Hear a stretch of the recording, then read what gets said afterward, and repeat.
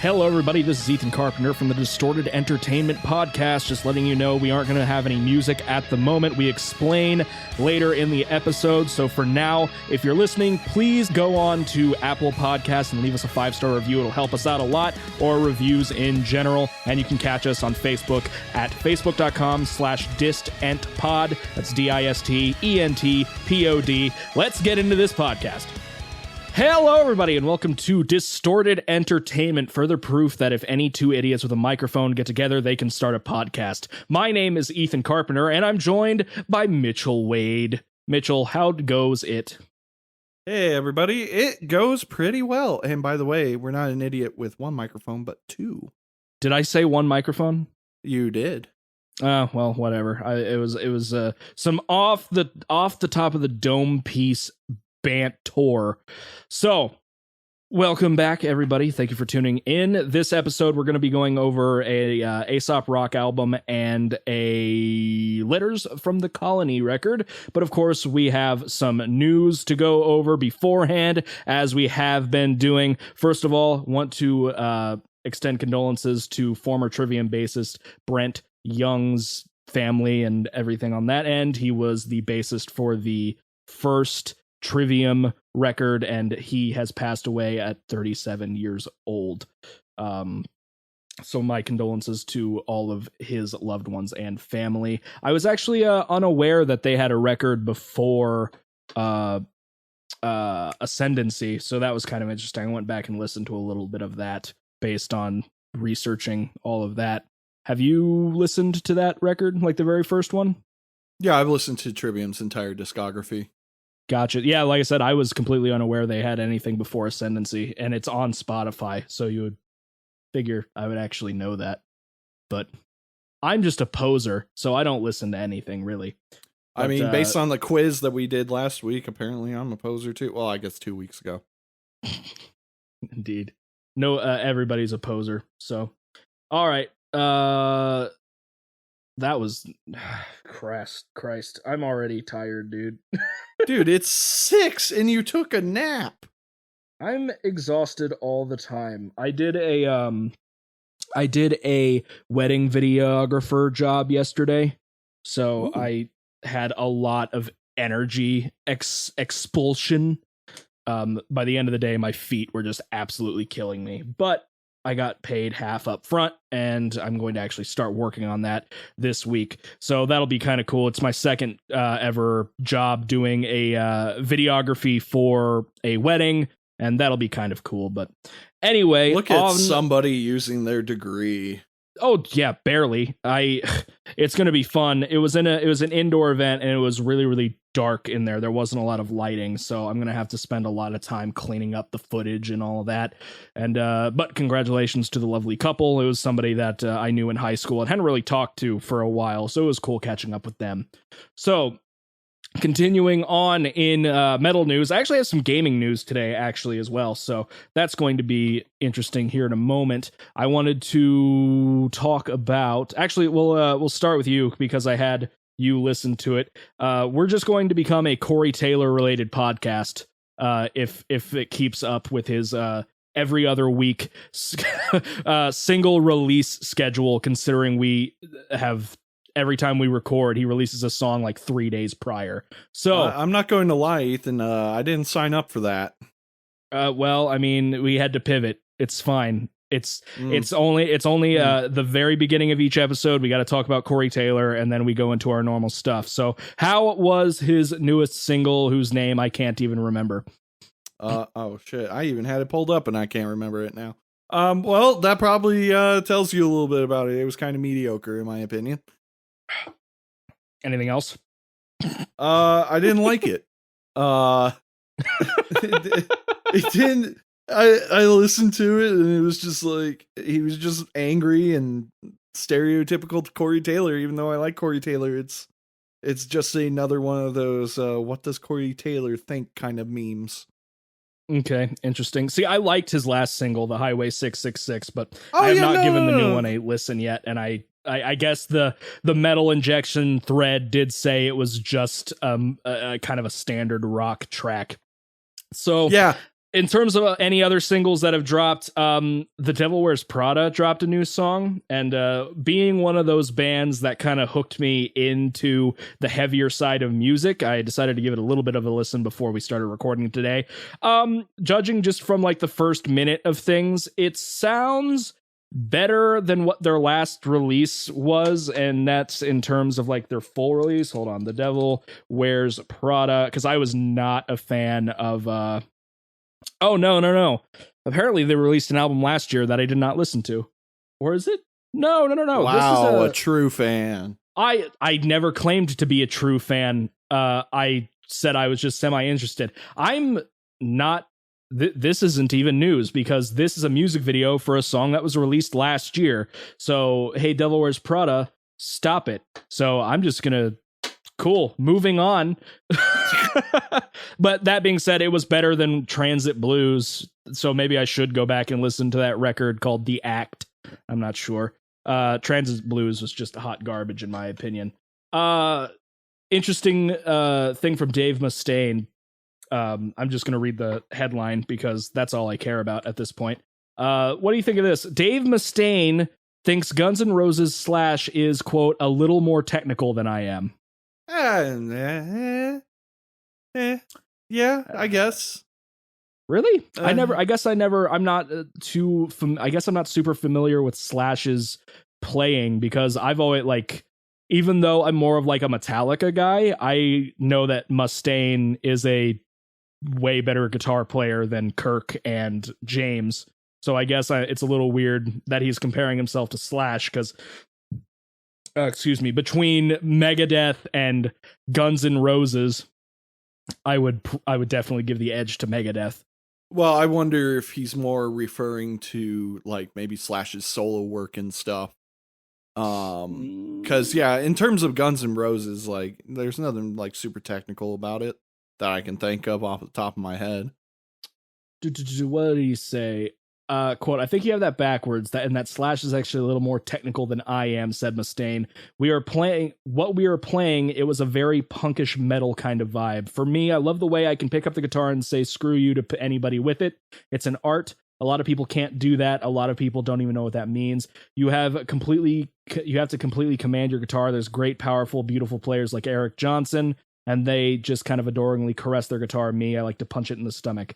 I have no idea what he's even talking about. Yeah, no, not a clue. According to Guns N' Roses guitarist Slash in the foreword of the new Megadeth book, Rust in Peace, the inside story of the Megadeth masterpiece, he was once considered for the role of Megadeth's second guitarist. Then recently, during an interview with Metal Hammer, interviewer Clay Marshall pointed out that it might have been odd for Slash to join Megadeth, considering Mustaine's technical precision meshing with his loose fluidity. Mustaine then clarified with what I just said. I don't even know if that really makes sense, in my opinion. I don't really get what he's saying. I guess in terms of Rust in Peace, it was a very punkish metal kind of vibe, but like, I don't know. Maybe Dave Mustaine's just being modest. I don't think Dave Mustaine has ever been modest in his career, judging from what I've seen of him. Oh, I guess and Megadeth are working on a new album, which is expected out in 2021. I am cool, I guess. I wasn't huge into Dystopia. It was a okay record, but in terms of like the Big Four's most recent releases, I think the best was Anthrax's For All Kings, followed by Metallica's Hardwired, Dystopia, and then Repentless by Slayer, because I don't really like Slayer all that much. You can't say that. You're not allowed to say that. I can definitely say that. I cannot really. I like a couple of Slayer songs, but I'm not a big fan of Slayer. Also, I guess Deftones dropped a new album. I do not care. It's just what's on trending on Metal Injection. Are you a Deftones fan? I feel like I should be, because everyone around me that likes the same type of music I do is like creaming their pants over it, but I just it doesn't grab me. I've like been over at my friend's house. I go over there, or used to before Corona, about every other week, and we would listen to music, play some Magic Gathering, maybe a board game, play some video games. and he would have Deftones on in the background a lot, and I'd just be like, whoa, what's this? And he's like, Deftones, and I'm like, okay, this is cool. And then like 10 seconds later, I'm like, I don't like this anymore. Yeah, that's been kind of my opinion of Deftones as well. I just, because my roommate Jake was into them, the drummer for my last band was into them, and I don't really get it, in my opinion. Maybe it's because I haven't sat down and like truly tried to dive into it, but I'm kind of indifferent. It could be one of those bands for me too, where it's like, it's not the right time for me to listen to it. So like, I didn't used to like Gojira or Opeth, because I was dumb. Really? Oh yeah, but like when I first started, not like first started, but like when I was getting into melodic death metal and everything, I was just like, this is stupid. I felt the same way about Lamb of God, but then a couple of like months or a year later, I was like, oh yeah, there's that band that I didn't like, and let's try it again. And then I would listen, and I'm like, what the fuck was wrong with me? That's how I felt with Meshuggah, because I just didn't like Meshuggah the first few times. Meshuggah was another. Okay, yeah. I gotta tell my Meshuggah story because I think it's hilarious. My friend Doug, who's like one of my closest friends, came over. I was still in college, so he came up to Indy. We were going to go see, I think, Lamb of God and Deaf Heaven. And he kept doing this really annoying thing, where we would have, I was blasting Lamb of God throughout the apartment, and he decided that the best way to sing Lamb of God and everything was, not to do growling, which he's really good at, but instead to sing it like Bob Dylan. And I feel like I would be good friends with this person. Yeah, you would probably like Doug a lot, but yeah, he was just like singing like Ruin. Now you've got something to die for. Yeah, thanks. You're bringing up bad memories. But at the same time, he was telling me about Meshuggah, which I had known before.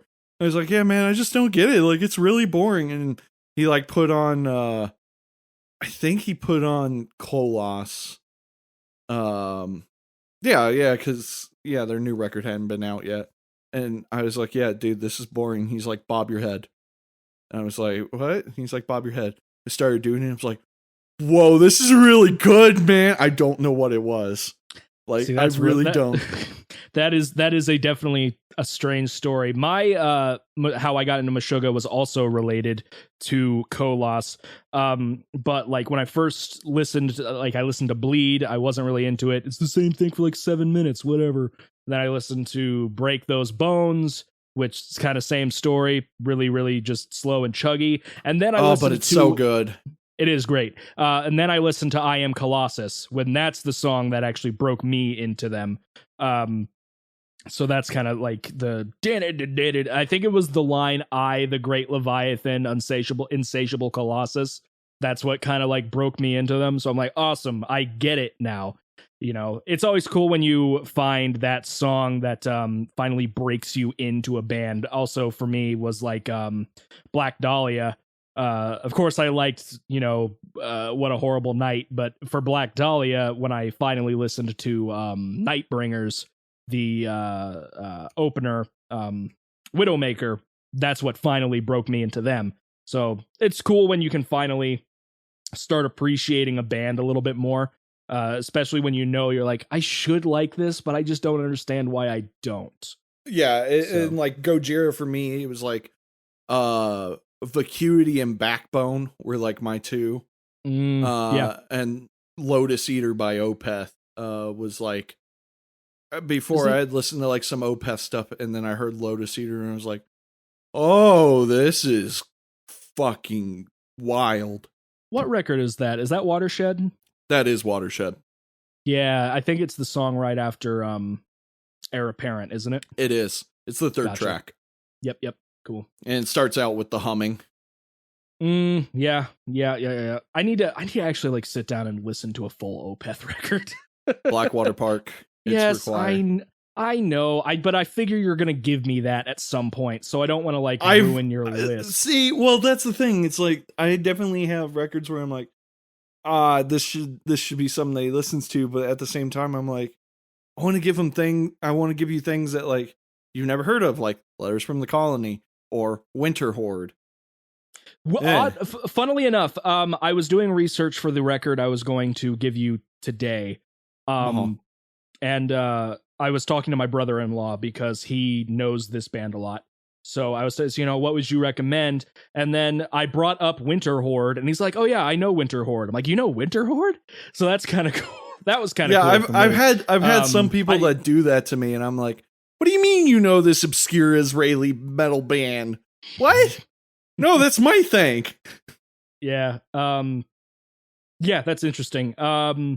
Whitechapel is in the studio right now. So I did like their last record. I'm super excited. I thought The Valley was a great step back into the right direction for them because I was not into Mark of the Blade all that much.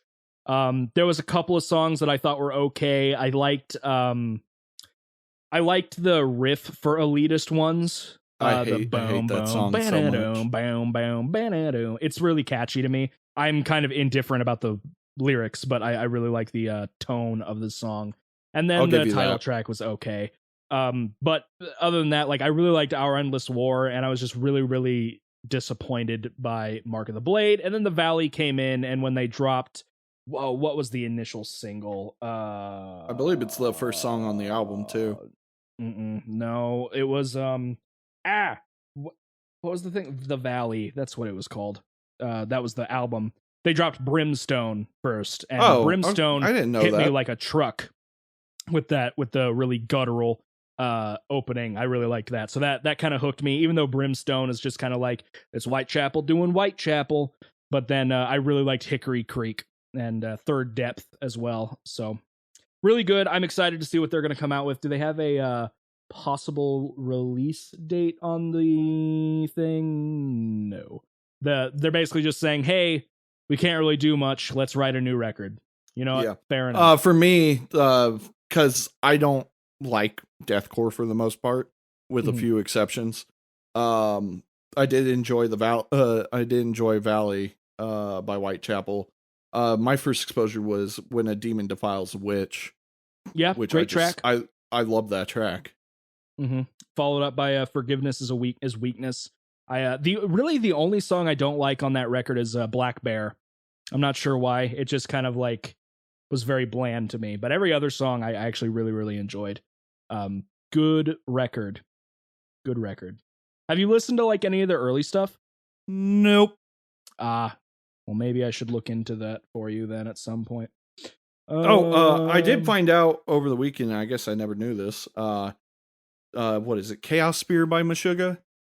Yeah. I didn't know there were two versions. There are two versions of Chaos Sphere? Going back to what you were saying, are you sure you're thinking of Chaos Sphere and not Nothing? I might be thinking of Nothing. Whatever has Cyanide Christ on it. I mean, that's Chaos Sphere, but I'm looking on Spotify, and the only thing that they have as a re-release is Nothing, and then Nothing, the 2006 version. Maybe it is Nothing. Because I let you know on the last episode honestly might be it. Yeah, because they had Nothing in 2002, and then they re-recorded guitar, and sample replaced all the drums for 2006. I prefer the re-release, to be honest. Some people prefer the old one because it's real drums, which I can understand, but I think the production on the re-release is better. I would love... Yeah, go ahead. I would love it if they at least redid New Millennium Cyanide Christ, because I like the song. I hate the vocals. Yeah.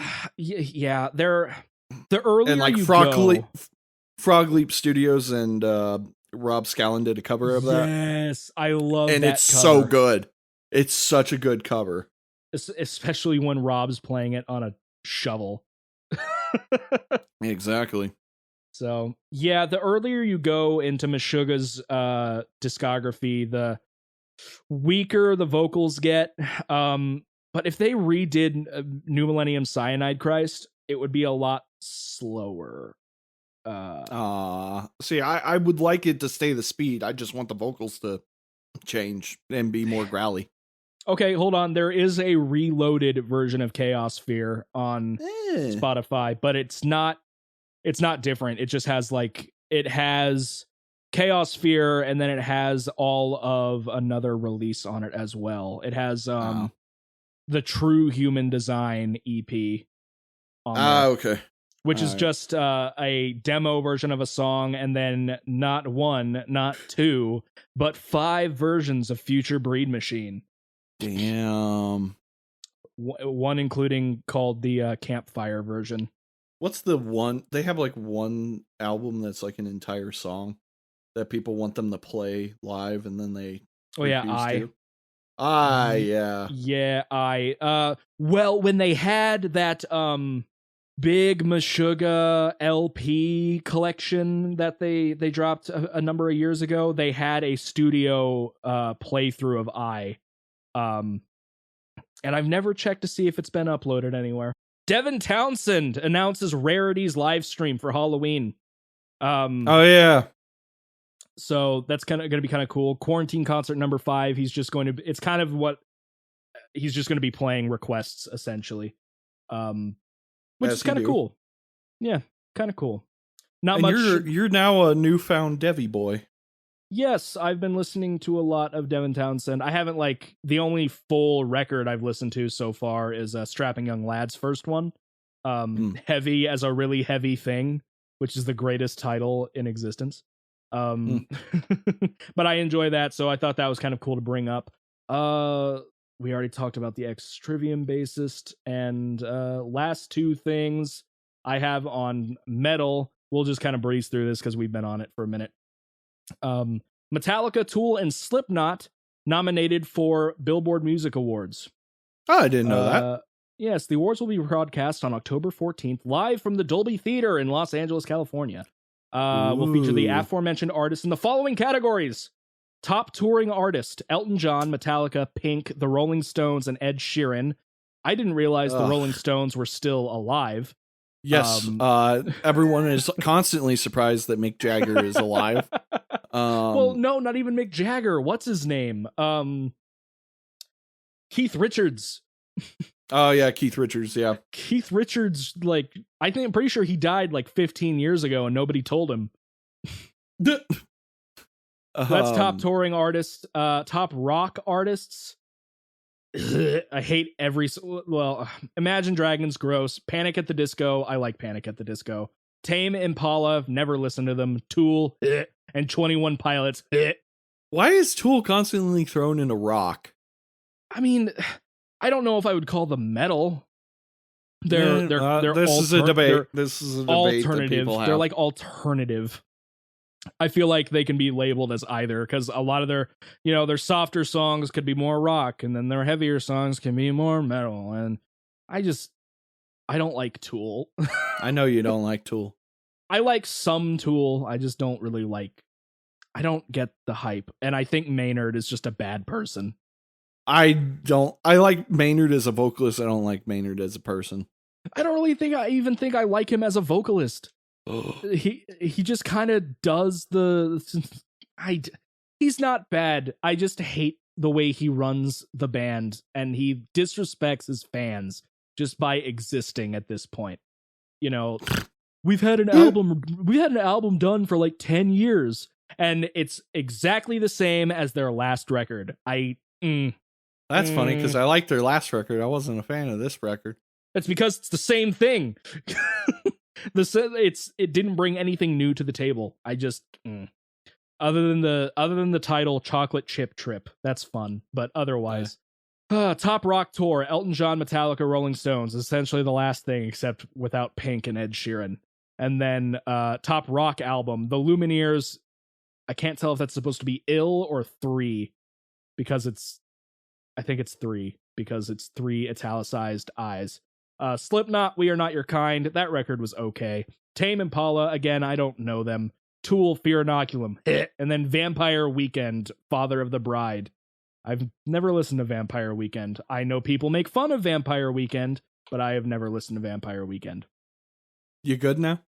Chris Fenn's lawsuit against Slipknot is in mediation. Settlement likely imminent. I forgot that Chris. First of all, I forgot that Chris Fenn was kicked out of Slipknot. Or what? Yeah, I did too.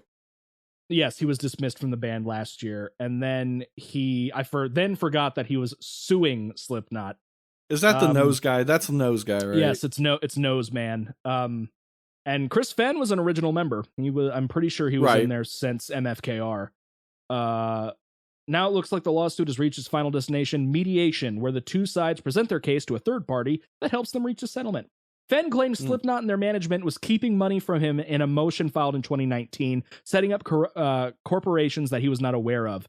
Fenn has since been dismissed from the band. So I think he did that and then he was kicked out, even though the statement has since been pulled from the band's website. Or maybe they're just kind of working it out. Who knows? Nah. But something tells me Corey Taylor and Clown are not going to let Fenn get away with that. So, as much as I enjoy Slipknot, Corey and whatever Clown's real name is, now that's gonna bug me. Sean Cran, yeah, definitely have really big egos. So we'll see how that goes in the future. Do I really even want to go through this Loudwire article? Come on, it'll be fun. Fair enough. So let's just go through this. We'll give a yay or nay. We're not gonna do like a test like we did on the last episode. Dear God, please no. And well, you already looked through some of them, so it wouldn't really even work. And if there's something really interesting, we can have a small discussion about it. So Loudwire, we talked about on the last episode. They put out a top 40 top albums from 40 different subgenres. I think it was largely very but it was a fun thing to go through just to see what Loudwire would have picked. Now they released a article called the 66 best metal songs of the 21st century, starting from year 2000 up through last year. Yes. Yeah. Starting off, Children of Bodom, Every Time I Die. I've never listened to this song. Cool. Disturbs, Down with the Sickness. I don't even think that song is the best song on The Sickness. And now, it is the most well-known Disturbed song.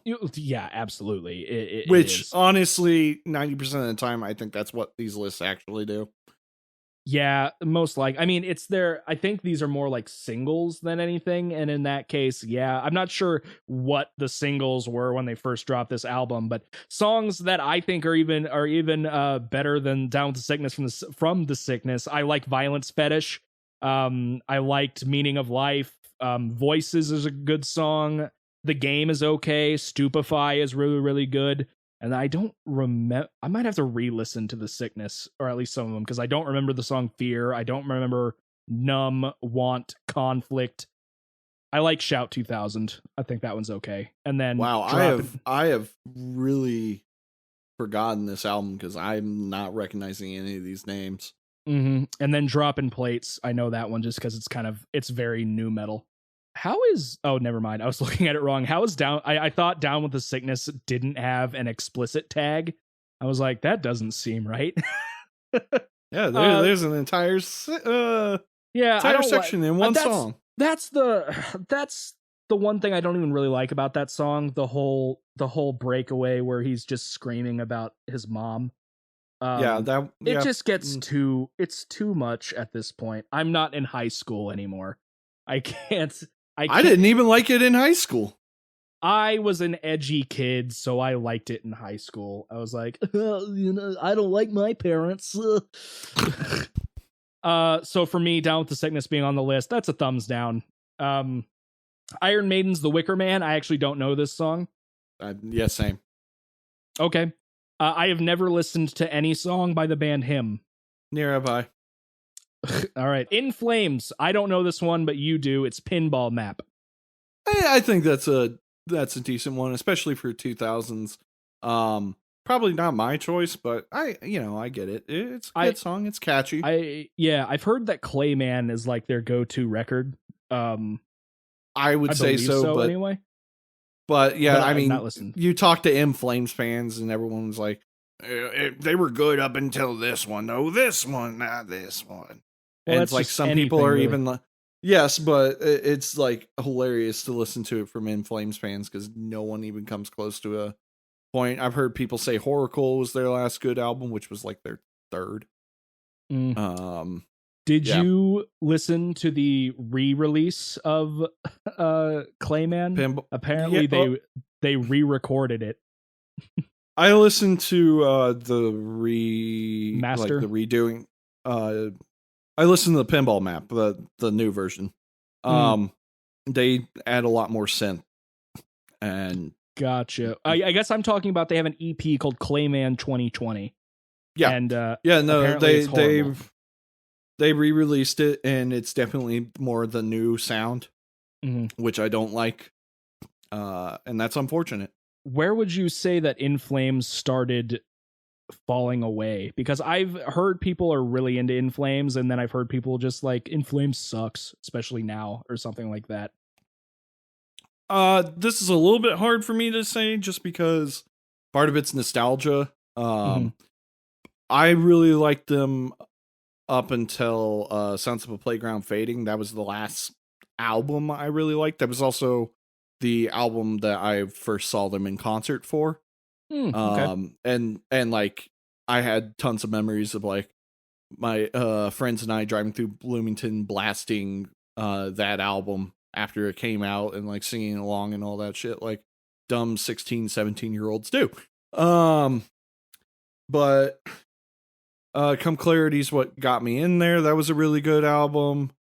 But they definitely like start doing the more hammy, weird move into a new sound starting at like Come Clarity. It really just comes down to like what kind of sound you like, because they definitely change from like album to album, because their original songs were way more traditional melodic death metal on par with At the Gates, because they're one of the like founding bands of melodic death metal. Fun fact, the lead singer of Dark Tranquillity actually was the singer for the very first In Flames record. The Lunar Strain? Yes. Okay. A lot of people make this claim that there's no original band members because Michael Stane of Dark Tranquillity left the band after that. But I read into it more, and he was just commissioned to do the vocals for that. Anders is technically, from everything I have read, the original vocalist and technically now the only original band member of In Flames. Interesting. I don't like that they have an album called Horacle. That one's actually really popular. I really like, out of like the older stuff, I really like Colony, which I think is their second album. Third. Actually, fourth. Lunar Strain, The Jester Race, Horacle, and Colony. Huh. Yeah, okay, that makes sense. Yeah. Mudvayne, Dig. I'm for it. I like that song. Sure, why not? Berber Ding. Pantera's Revolution Is My Name. I do not like Pantera. I have no opinion. Yeah, I can't. Okay, so I don't really like Pantera, but I also don't have an opinion because I don't think I've ever heard that song. For me, it's just I like Pantera. Hiccup to an extent, but I don't know that album or song.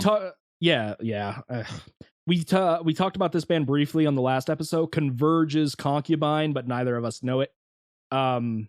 Creator's Violent Revolution. I've never heard that song. No opinion. Blackwater Park by Opeth. I haven't heard Obvious. it, but like obvious, yeah. Pig Destroyers, Piss Angel. I've been getting into Pig Destroyer, but I have not heard this song. I know the album Prowler in the Yard, but I have not listened to it yet. So, but I can't imagine how much I'm going to like a song called Piss Angel. Slayer's Disciple.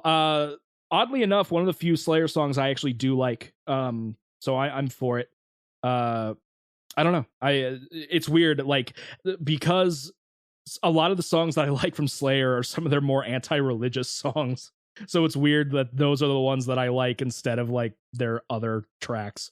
Thumbs up for me. I like Slayer's Disciple from God Hates Us All.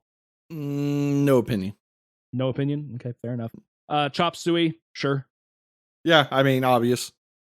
Lateralis, sure. I like that song. And in fact, that's one of the first Tool, that's one of the only Tool records I own and have listened all the way through. So, and it's got the Fibonacci sequence, bro. It's got the Fibonacci sequence, man. I mean, yeah, I like Lateralis, the song, the album. Well, I mean, it has some of their iconic. It has a Schism, and Parable and Parabola. Yeah. No, I'm not saying like it's bad. I personally think the album, this might, upset some people, but I think it's too long. Really, you're the one that's going to the Funeral Doom fan thinks the record is too long. Excuse me. I like one Funeral Doom band. I can listen to an 88-minute long song, but Lateralis 83. Shut up. But Lateralis too long for me. So when I say it's too long, what I mean is not that it's too long in length. It's that it's too long of an album for the sound they're generating. Like, yeah, I got you. It feels like it's dragging. Yeah, I'm just giving you. I'm just giving you. Yeah. You fucking hate me. I got it. It's cool. I do. The only reason I do this is because we can fight with each other. Really, we actually haven't fought all that much. It might change today, but it's fine. No. No, I'm kidding. I actually meant like you. I don't know how you're going to feel about the album I gave you. Don't tell me anything. Anyway, Lateralis, thumbs up for me. Hatebreed, I've never listened to them. Have I? I was actually surprised. I was surprised it was that song. I'm not saying it's a bad song to choose for Hatebreed. I don't like Hatebreed, but I did get to know them for a second. I figured it would have been Destroy Everything. Yep, and their choice is I Will Be Heard. I've never listened to it. For some reason, I always get, and it's weird because they are not the same band. I get Hatebreed confused with Hell Yeah all the time. Yeah, it's not even close. It's not even. Isn't Hell Yeah the band that Vinnie Paul made after? Yeah. And it's weird because and even stranger, for some reason, I always got Hatebreed, Hell Yeah, and In Flames confused. Which makes no fucking sense. It makes absolutely no sense. But at least with Hell Yeah and In Flames, they both involve some kind of fire, I guess, and being in fire. Well, Hatebreed's logo has fire in it. Oh man, yeah, that must be it. You're right. They are the same. I was wrong. It's the same exact band. Korn's Here to Stay. I've never listened to it. I guess when did the Freak on the Leash come out? Was that the 90s? Ooh, that's a good question. Hold on. Korn. I think, I feel like that was probably on their first or second record. It was definitely. Ooh. I'd never known that. They did an MTV Unplugged. That's really interesting. Oh, I did know that, actually. I did know that. Where did Freak on the Leash come out? Feeling like a freak on a leash. Yeah, it was 98. But this one was from 2002. I've never even heard of this record, The Untouchables. Interesting. I'm not a Korn fan, opinion. I like some Korn songs. Lacuna Coil, Heaven's a Lie. I used to listen to Lacuna Coil, and by used to listen, I legally had all of their albums at the time and never actually delved into them because I heard 2 songs and was like, it's all right. I don't have a craving for this. Yeah, and then they're no longer in my library. Never really got into them. Have you listened to Heaven's a Lie? I could not tell you. All right, never mind. No opinion. As I Lay Dying, 94 hours. I have listened to a little bit of As I Lay Dying, but I never really got into them. And then when their singer tried to kill his wife, I was kind of like, that's cool. I'm fine. I don't really have any desire to listen to it. Although is the song 94 hours long? Are you making a joke? I could be making a joke. I'm just going to. Is it? Because if it's not, it's false advertisement. Yes, hilarious. The song is probably about something like that. It's only 3 minutes long. False advertisement. Yeah. The only song I've listened to by As I Lay Dying that I really liked was called, as I believe, was called "The Sound of Truth," and it had a really cool intro lead part. It's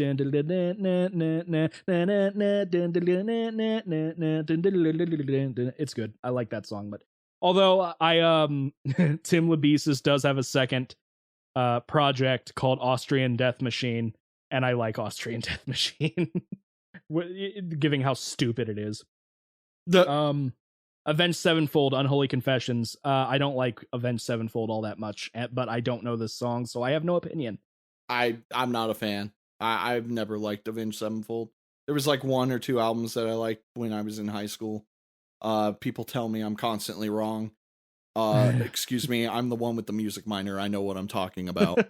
Okay, Ben Shapiro, relax. When it comes to Avenged Sevenfold, I really like a couple of songs off of their album called The Stage, but other than that, I'm not a huge fan. If you are ever curious, check out the song Goddamn. I do like that song. But otherwise, I can take them or leave them. I don't like Dimmu Borgir, Progenies of the Great Apocalypse, so I have no opinion on that song. I just don't like that band. I keep meaning to check them out because, symphonic, black metal, possibly not Nazis. Yeah. Typo Negative, we kind of talked about them in the last episode. I'm not a big fan, so I don't really know anything about the song I Don't Want to Be Me. But it sounds like if you take that title, it could just be a Backstreet Boys song. So maybe it's great. Who knows? You know what's funny is before you mentioned the Backstreet Boys, I actually in my head sung that as the I Want It That Way. I don't want to be me. Yeah. That is not how that goes. Kill Switch Engage, End of Heartache. I've never listened to this song. I'll agree with that. Personally, I really like the cover of Holy Diver. It is a really good cover. It's a good cover, but I feel like it's a little played out at this point. Because like, especially when they did the Ronnie James Dio, That Was Just Your Life collection. I feel like if you wanted to have Kill Switch on there, maybe have them do a different song and let somebody else do Holy Diver instead of just rehashing the Holy Diver cover. But that's just me. I don't like Mastodon. So Blood and Thunder, I actually know that song. Thumbs down. Not big. Not big into it. I don't care about you. Yeah, no, I could see that. It's not my favorite song by them. I would have chosen like Oblivion, but definitely their Moby Dick album is their like most well-known and popular album because it's a metal album about Moby Dick. Yeah, I'll say the cover's pretty cool, and I like the name Leviathan. But otherwise, I've heard Blood and Thunder. The first time I heard it, I think it was on Guitar Hero 6 or something like that. I just couldn't get into it. I'm like, ugh, whatever. And you even tried to give Crack the Sky a chance, and you were just like, nope, not for me. And I figured I couldn't get past the first song. I'm like, I can't do it. Hurts. I'm sorry. Maybe one day I'll give it another shot, but I just can't. From my experiences, I just can't get into Mastodon at this time. Necrophagist, Stab Wound. Sure, I'm kind of over Necrophagist, but they have their place in metal history. They'll come out with a new album eventually. No, they won't. They will not come out. They're dead. They are dead. No. Quit wishing for it, fans. They're dead. I've never listened to Nemo, My Nightwish, but I'm sure that you have. Yes, so. No, that's that. Okay, Nightwish has a bunch of bangers, but yeah, I'll take that. Also, on top of the Necrophagist thing of hoping something will happen that will never happen, Opeth will growl again. Between those two, I think it is way more likely that Opeth will growl again before Necrophagist comes out with a new album. At least Michael Ockerfeldt still does death metal songs live. Yes. So, yes. Yeah. And here's the thing, I'd be cool with it, but like I haven't really tried listening to their prog rock stuff, but I'm also not really a prog rock fan, so I don't know if I'd get into it or not. Duality by Slipknot. Sure. I'm for it. Okay. Nemesis by Arch Enemy. Sure, I'm for it. That's one of the, no issues here.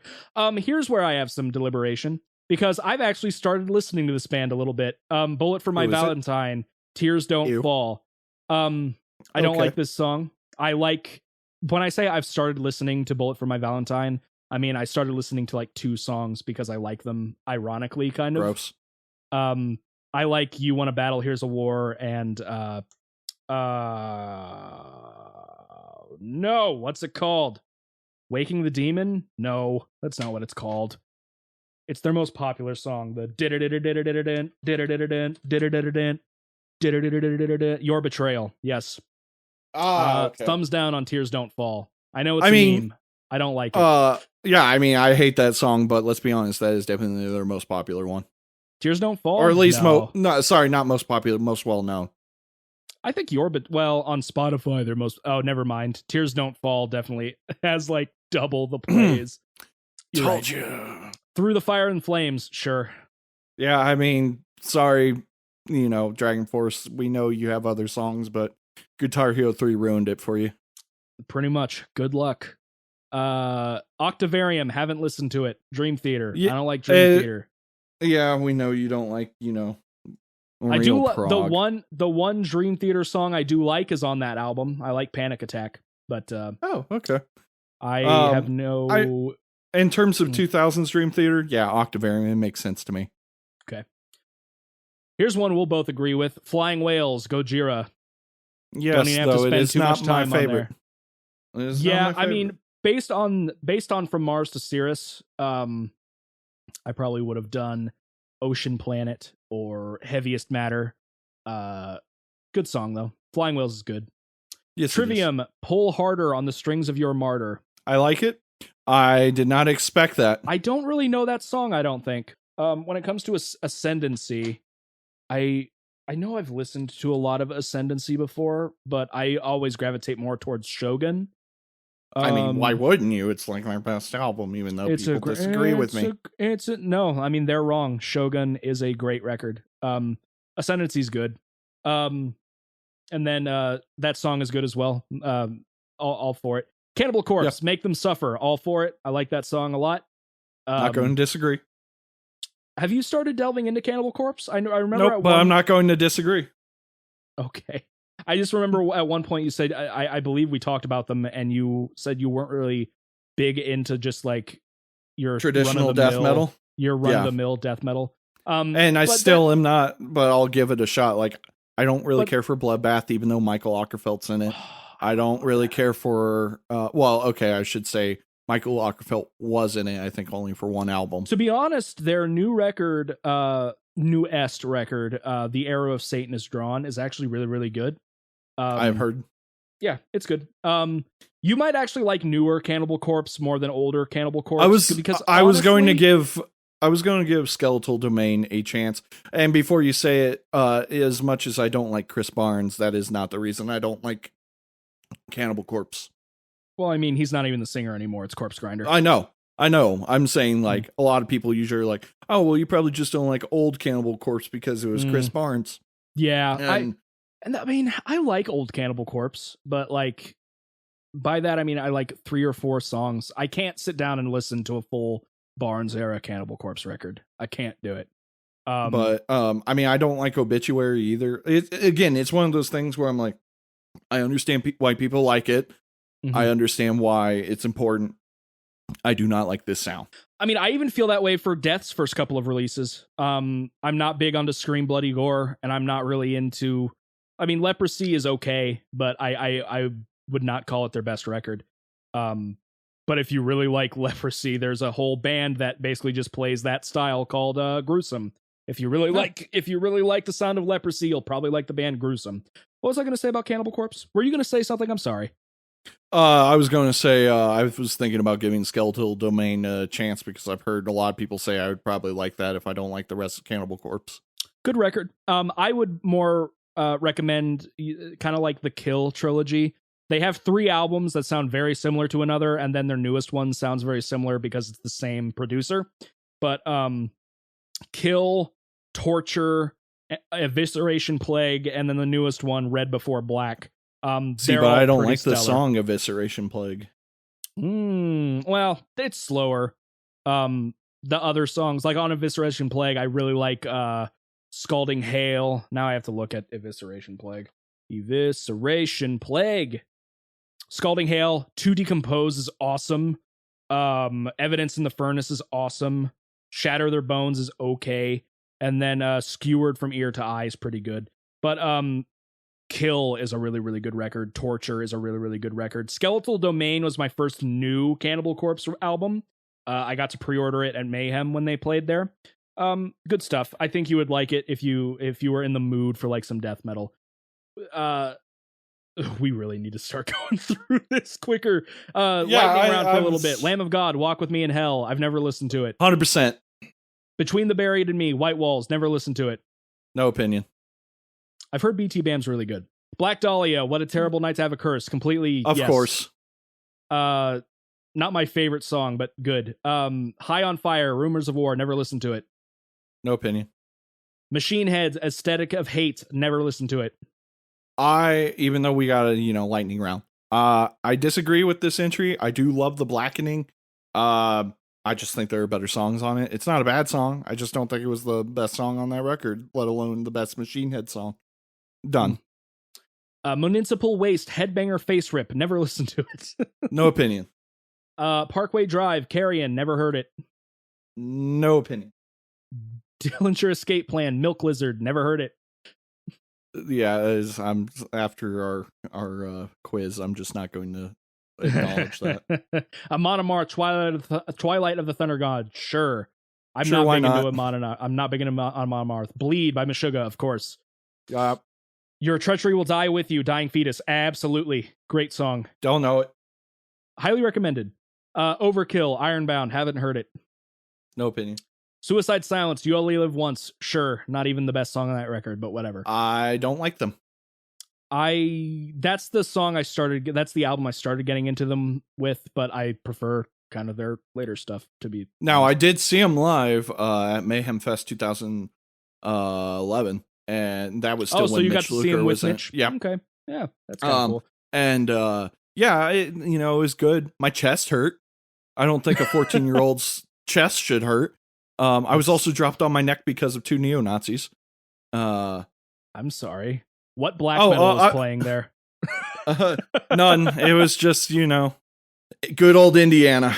Yeah, good old Indiana. When I was young and not, big and fat and whatever I am now, I used to crowd surf and mosh a lot.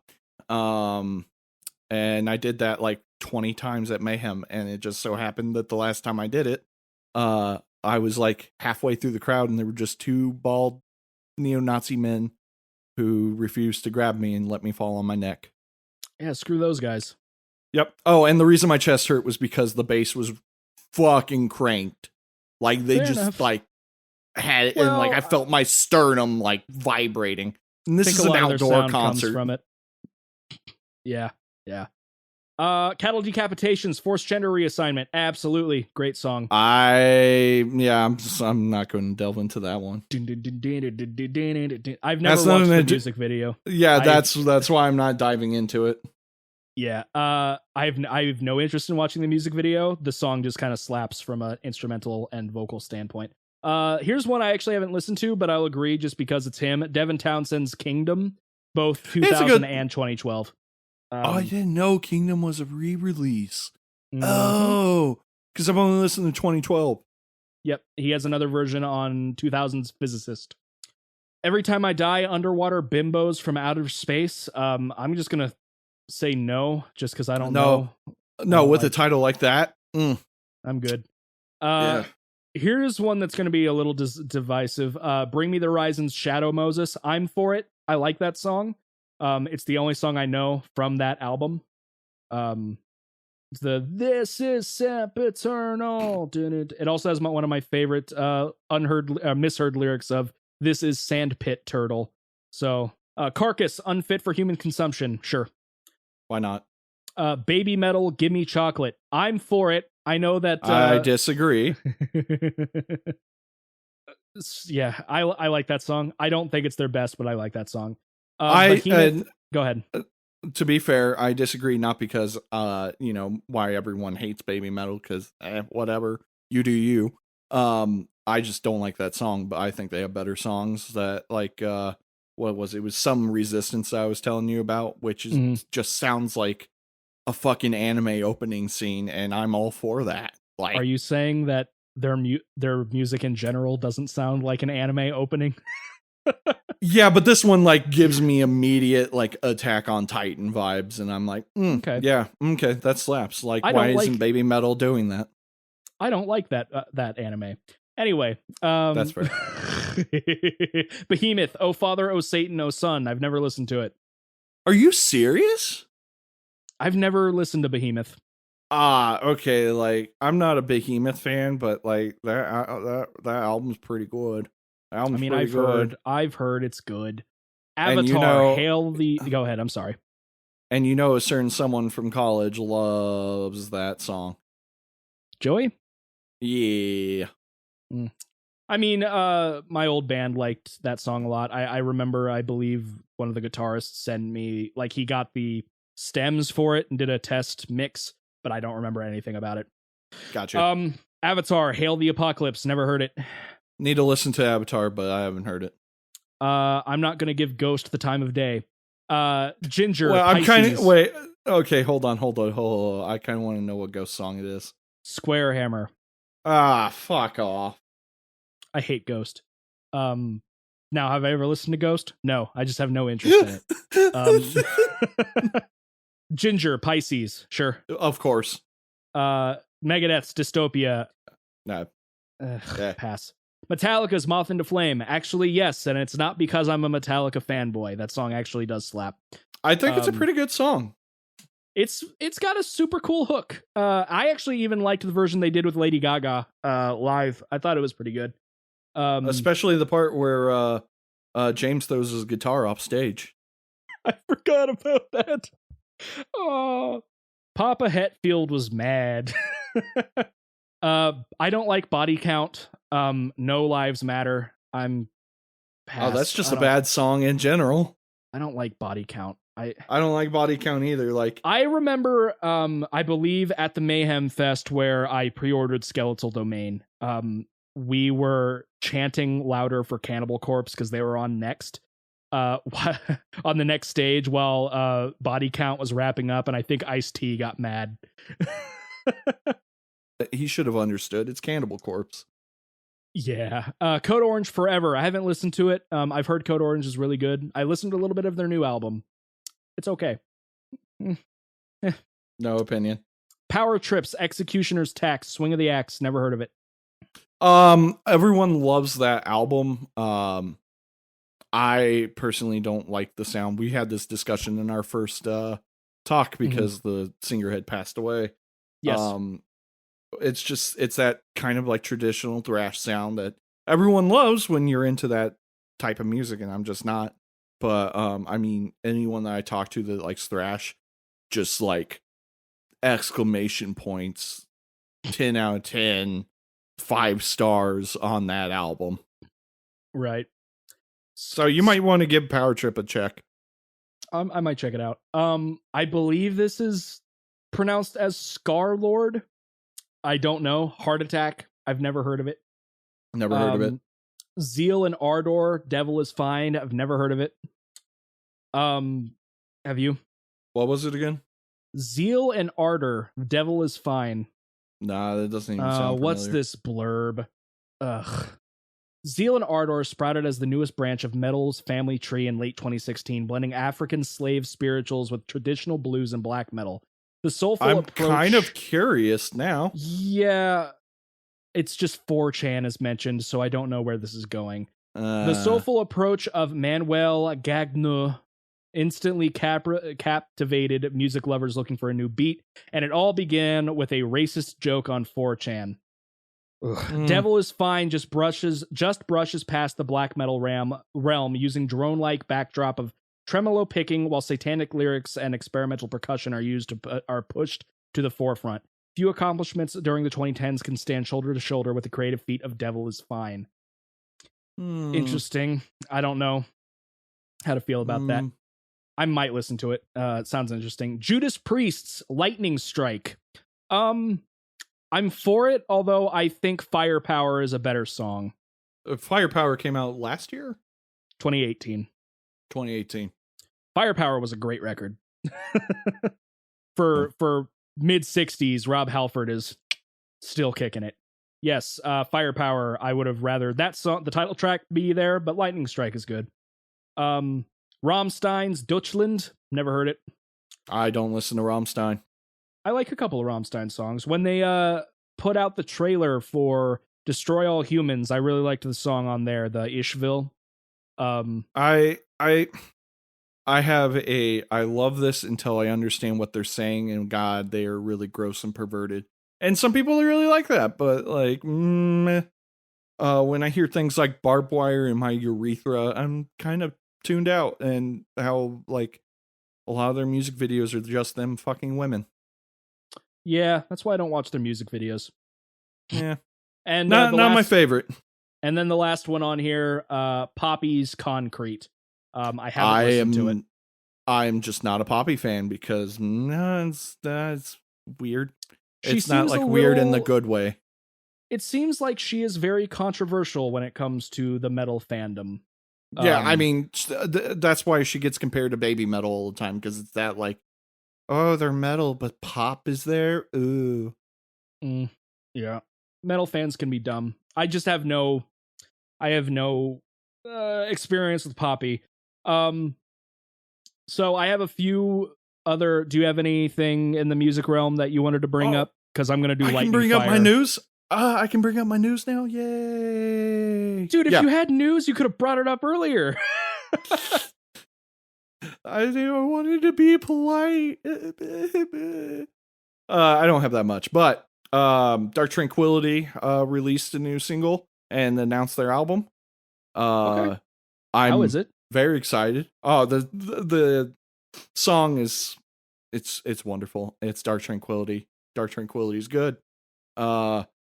Maybe one day you'll be forced to listen to them. I don't know, but they are definitely considered one of the fathers of melodic death metal from Gothenburg. So, okay, I have never really listened to Dark Tranquillity. I was looking to at one point, but I couldn't get a concise answer on where I should start.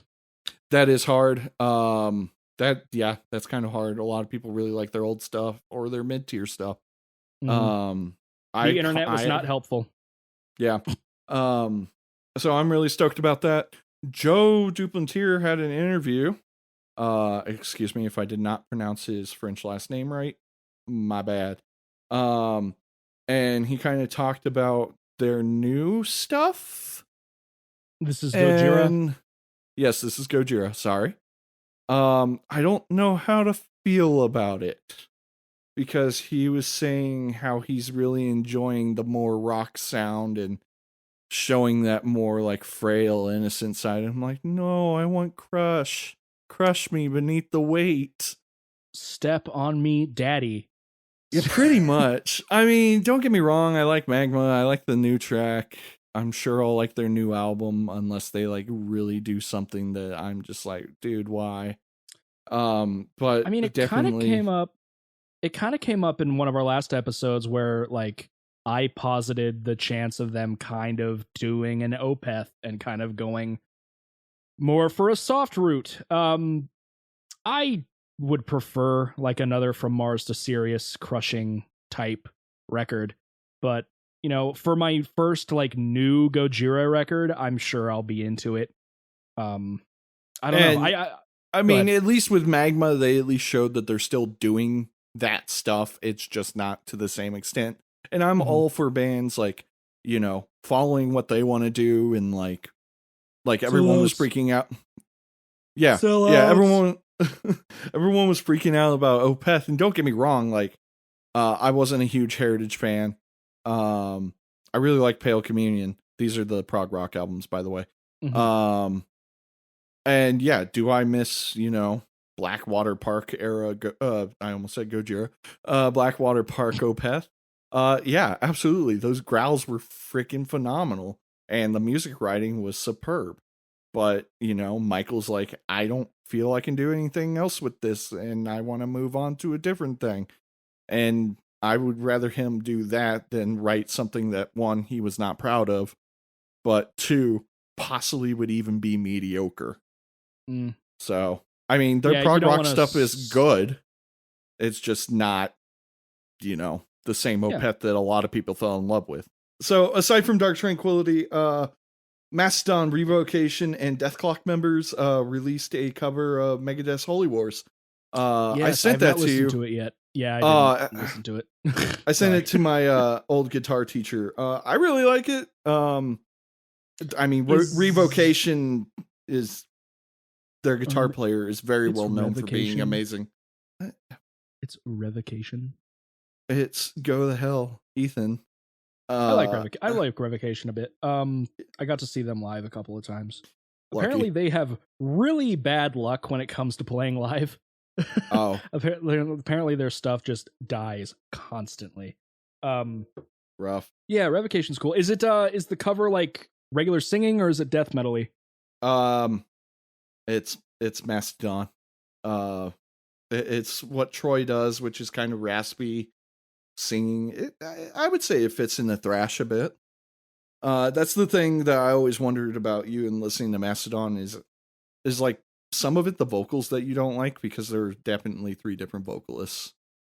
There are 3 different vocalists. The one of the guitar players, the bass player, and the drummer all do singing. They all have different voices.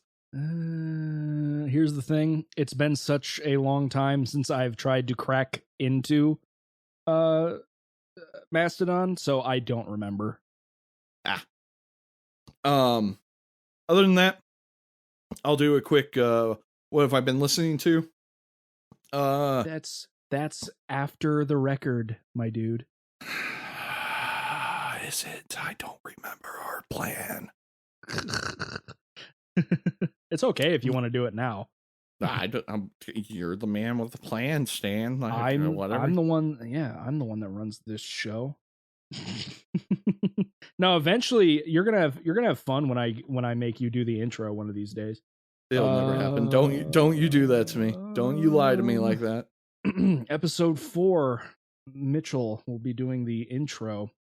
Some rapid. So we're not just music related on this podcast, even though we're primarily music related. Have some gaming news. Some interesting stuff, some funny stuff, and some stupid stuff. Let's go with stupid first. Hey, Mitch, did you know that whoever's in charge of naming Xbox's consoles needs to be fired?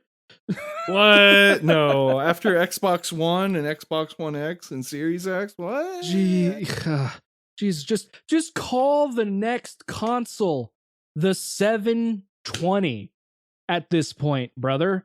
Like, the first Xbox, fine. Xbox 360, that's pretty cool. Xbox One, But then you had the Xbox One S, Xbox One S, and now you have the Xbox Series X, and this is what I want to talk about. There's an article because the Xbox One X sales have skyrocketed because people have purchased the wrong console. Because it's freaking hilarious. Because the naming convention sucks. Microsoft, hire me. I will name your consoles. I can do it. It's way easier. Now, I did hear this. There was a... Go ahead. I'm sorry, real quick. Since we're just going with the 360 720, each Xbox comes with a free skating game. Yeah. They apparently Skate 4 is in the works. It is, and I'm super excited because I really like Skate. But also, the Tony Hawk Pro Skater re-release was really, really good too. I wish I had money to play it. Yeah, same. PlayStation, Sony, they got it down pat. 1, 2, 3, 4, and 5. However, I did not realize that PlayStation 5, holy shit, that thing is huge. Oh, apparently it's gigantic. It's bigger than any of the other consoles, and it's bigger than the new Xbox in terms of height. Yeah. Xbox. Yeah, you guys get your stuff together. I mean, Nintendo, outside of the Wii U, I mean, it's really easy for them because everything was basically just called different. I mean, you had like the NES, the SNES. I mean, adding Super, that's fine. The N64, completely different. What happened to the other 63 of them? And then you had the GameCube, Wii U, kind of a misstep in the naming convention. And then the Switch, perfectly fine. Xbox 360, perfect. Xbox One, and then you had the different versions. And now the Xbox Series has different ones too. I think there's like the Series X, which is the standard. And then there's like the Series V, which is their digital version. And then I think they have a more powerful one called like the Xbox Series something. It's just why, my God, whoever's in charge of naming their stuff had a stroke. I will argue that the Nintendo DS names a little Yeah, I mean that's handheld though. And I don't know if I guess I'm talking about like mainline stuff. Consoles, got it. Yeah, so people were dumb and they bought the wrong Xbox. So learn your lesson, Microsoft. Amnesia, The Dark Descent, and Machine for Pigs are now open source, so we can probably start getting some really cool fan-made stuff for that. Which is funny because there were already, like, at least in the PC community, tons upon tons of really good custom stories for Amnesia. But now it's even easier. It's really cool when they release source codes for something. There's apparently a new game called Amnesia Rebirth is coming out, and it's the official third game. Interesting. I didn't even hear about that. That was I just didn't me know glancing either. Glancing around the article I pulled up for the open source. Cool. So this is one of my favorite games that got released, and it just had their official V1 release instead of it being in open or early access. Hades. Mythological roguelite Hades has sold more than 1 million copies, and by God, it deserves it. Really, really well made. I think I do know which one that is. Oh, so good. It's so good. I'm horrible at it, but it is just an absolutely fun game. If you really like, first of all, if you like roguelikes, like The Binding of Isaac Rebirth, Enter the Gungeon, Slay the Spire. Well, Slay the Spire and Monster Train are card building roguelikes, but similar. Rogue FTL. Legacy, Spelunky. Yes, FTL. I've never played FTL. I've heard it's fantastic. It is really fun. It is incredibly hard. I have played probably like 30 hours of it. Maybe not that much. I've only beaten it once, and I've only gotten to the end like 3 or 4 times. Yeah. Roguelikes are some of my favorites, but they are really hard to get into. A lot of the times, like what's another popular one that they did renounce Everspace 2, which is a roguelike. I've never heard of that one. They released a Rogue Legacy 2, which was interesting. I didn't know that was a thing. Another popular one is Risk of Rain and Risk of Rain 2. Would you call those roguelikes? Oh yeah, they're labeled as roguelikes. Oh, I always thought of them more as just an arcade shooter. It is, but it has roguelike elements. There's some new ones. There's like Gunfire Reborn. That's a new one that's kind of popular. I couldn't really get into it. But I like the classics, Binding of Isaac, Afterbirth, plus they're going to come out with a new one of that as well. And then Enter the Gungeon are some of my favorites. But Hades, really, really solid. If you like games in general, pick up Hades. RuneScape is coming to Steam. Yeah, I saw that. That's all I got. Kind of interesting. Okay. Amazon just announced a cloud gaming service called Luna. Oh no. It'll be interesting to see how it goes because of how well Stadia did. Unlike Google Stadia, which offers games for purchase individually, Luna users will access games by subscribing to channels. The Luna Plus channel. I don't like that already. Yeah, I'm looking at it. The Luna Plus channel, for instance, will feature a mix of games, including Resident Evil 7, Control, Panzer Dragoon, A Plague Tale: Innocence, Grid, and Yooka-Laylee, and The Impossible Lair. Other channels are also in the works, including one from Ubisoft that will provide access to Assassin's Creed Valhalla, Far Cry 6, and Immortal Phoenix Rising and on their launch days.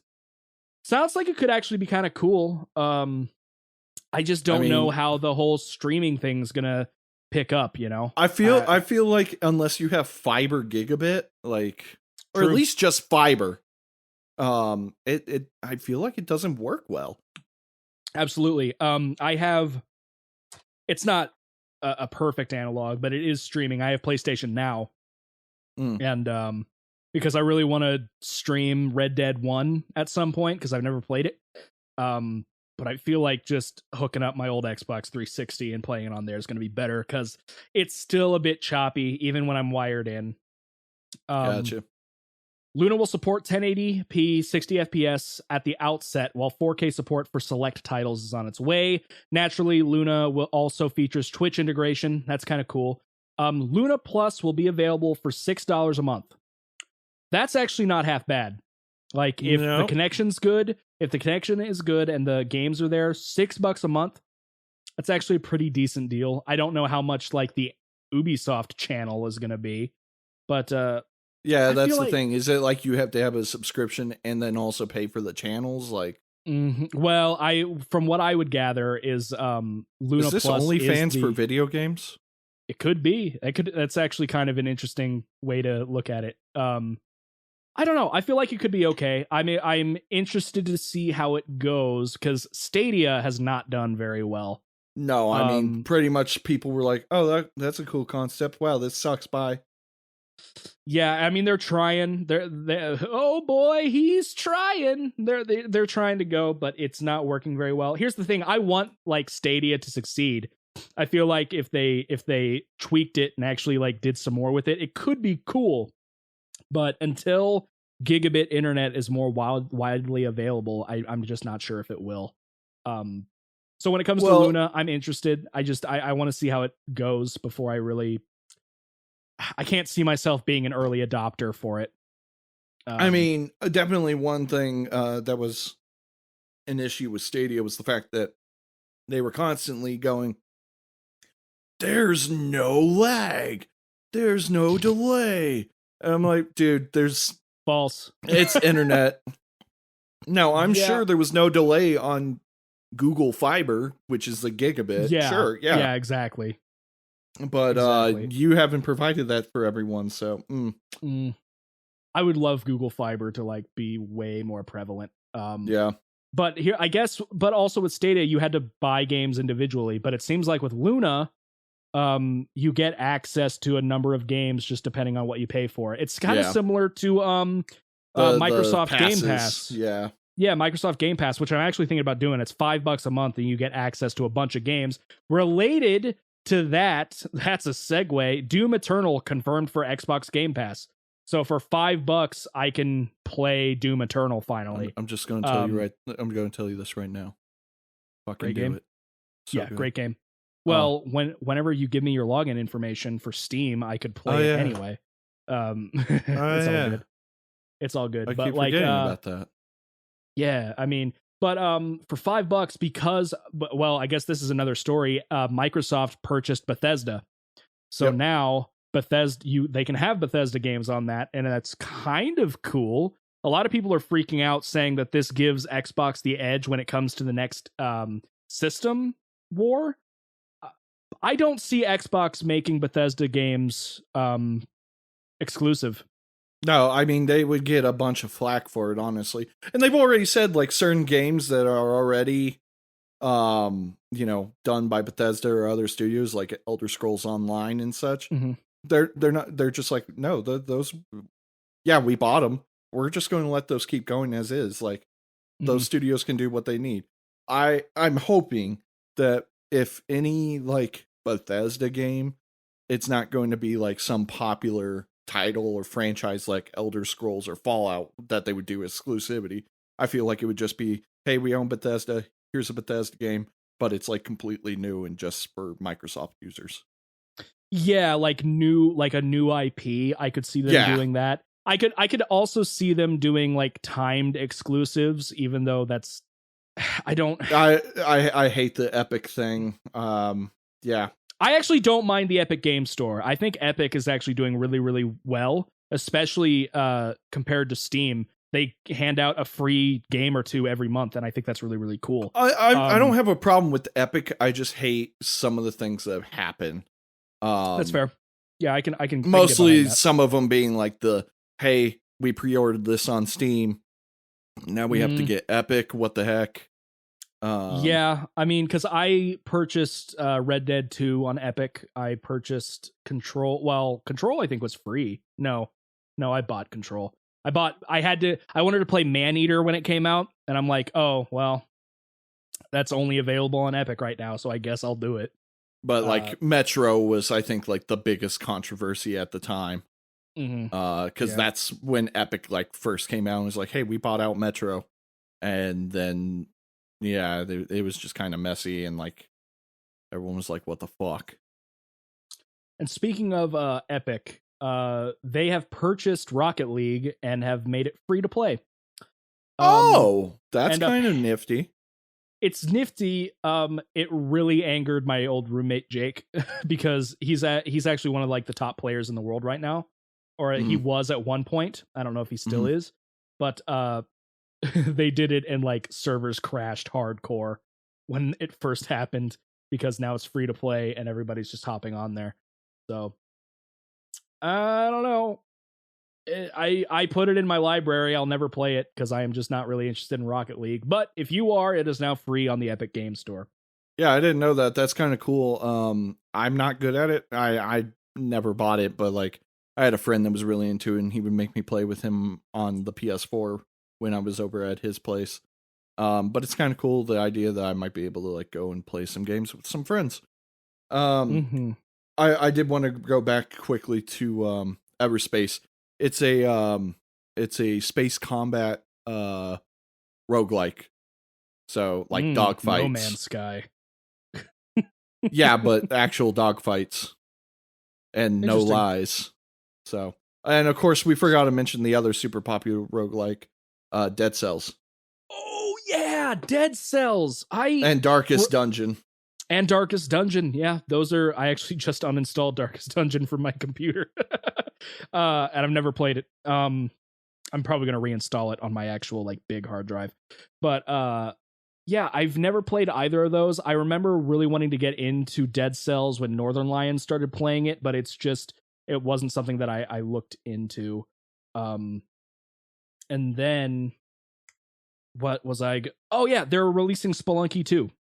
Yes, that's a huge. Spelunky was highly regarded as like a perfect game, but it is so hard that I've tried playing Spelunky 1 and I was horrible at it. I rage quit so hard, but now that it's already out on PS4 and they've waited to put it on Steam. It's going to come out in a couple of days on Steam, but Spelunky 2 is coming out. I've been watching Northern Lion play it. Looks really, really fun. I'm tempted on picking it up, but I just don't know if I'll be able to handle how difficult it is.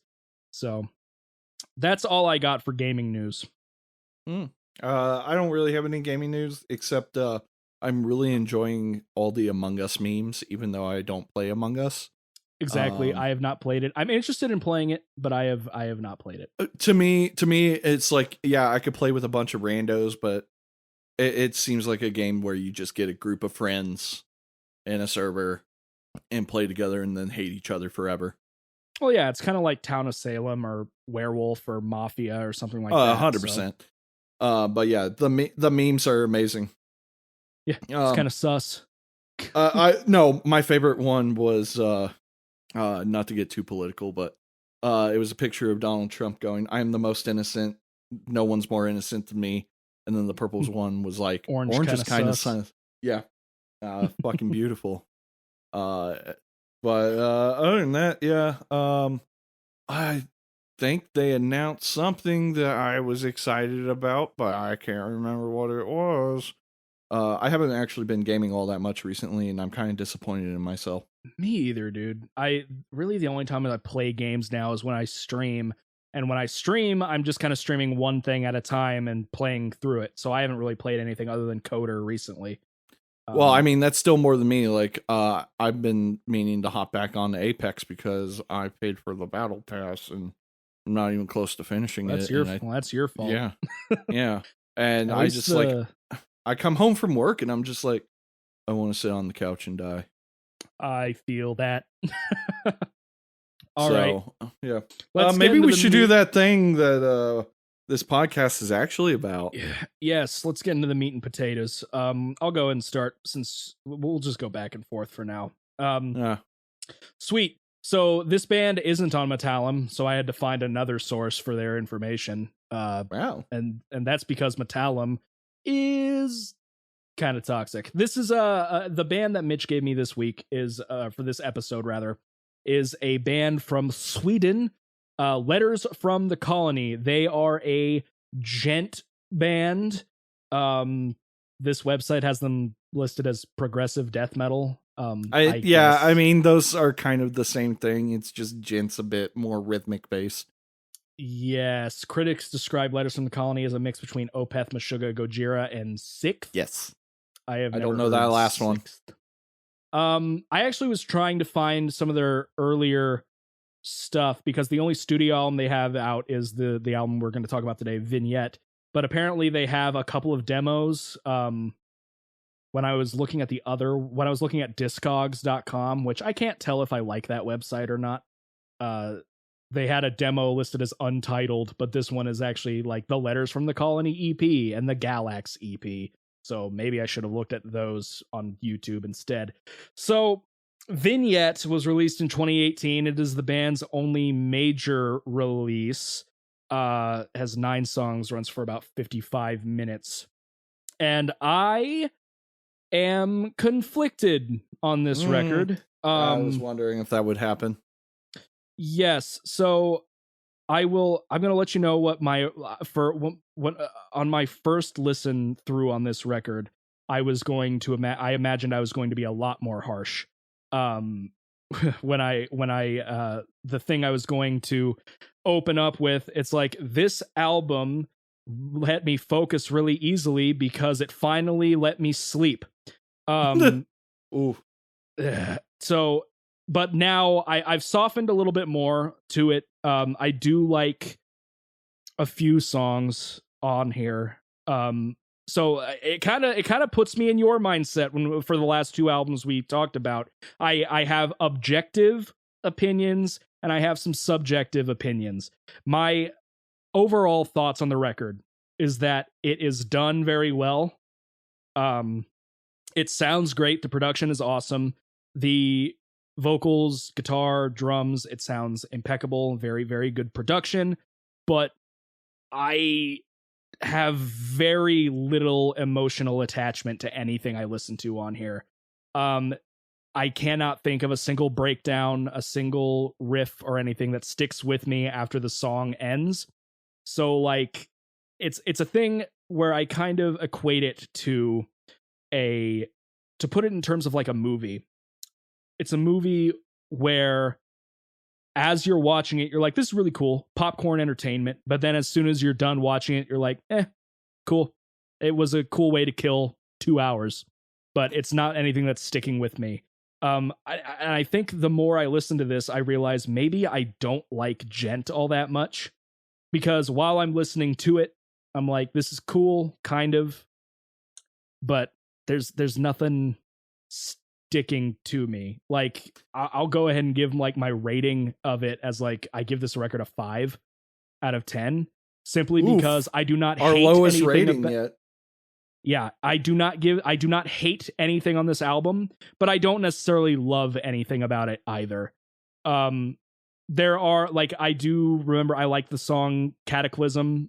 The intro to Terminus is cool if I remember what it is correctly, but it's kind of like one of those things where you were talking about Primitive Man on the last episode. Every song just kind of melds together after a while. There's only so many times where I can hear the the whole Gent thing before I'm like, I get it. Another thing that I can kind of equate it to, it's like, if I want to hear a band do Meshuggah that isn't Meshuggah, I could go listen to Car Bomb. Yeah. Like, so here's I do not hear any Opeth. I do not hear any Gojira, but I hear a lot of Meshuggah. Maybe you can help me there. I can help you there. Let me pull up my music player very quick. Continue while I do this. Yeah, so when you were trying to sell me on the record, I was like, okay, cool. I listened to it a few days later, and I just thought it was okay. I mean, at first I was a lot more like, I literally told one of my friends, the record Mitch gave me for the next episode is putting me to sleep. Like I said, I've calmed down. I've relaxed a little bit since then. And there are a few songs that I hearted on Spotify, but I do not see myself returning to this record. Nothing really sticks with me. I think if you're looking for a band to scratch that Meshuggah itch, it could be that thing for you. But or it could just be more Meshuggah. or it could just be more Meshuggah. You can go listen to Car Bomb. You could even go listen to Periphery. I don't like Periphery that much. I've never really sat down with them, but I know that people kind of call them Diet Meshuggah. Diet Meshuggah, god damn it. For me, if I'm going to listen to Diet Meshuggah, I prefer the Car Bomb brand. So, yes, help me hear some of this other stuff, because I do not hear anything but Meshuggah influence here. Terminus, 2 minutes 10 seconds. Okay, 2 minutes 10 seconds on Terminus. This is one of the songs that I do like. You said 2:10. Yeah. Okay, I can hear a little. I assume you're kind of equating that to Gojira. Gojira, yeah. Okay, yeah, I can. Okay, all right, I can hear that. Especially when the vocals come in. Let me get back to the vocals. Okay, I can hear that a little bit. Again, I guess it kind of just comes down to, while I'm listening to it, my brain is just kind of turned off. Like, I'm just like, gent go dun, dun, dun, dun, dun, type stuff, instead of like, it was very hard for me to focus on this record, if that makes sense. Like, it was really good background noise.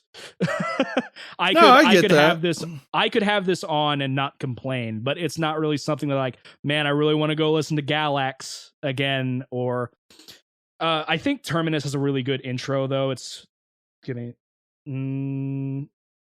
yeah, it's a real chunky intro, and I dig that. But again, I think I don't hate this record. I just don't love it either. Like, I give it a 5 purely on the fact that I have very little emotions about it.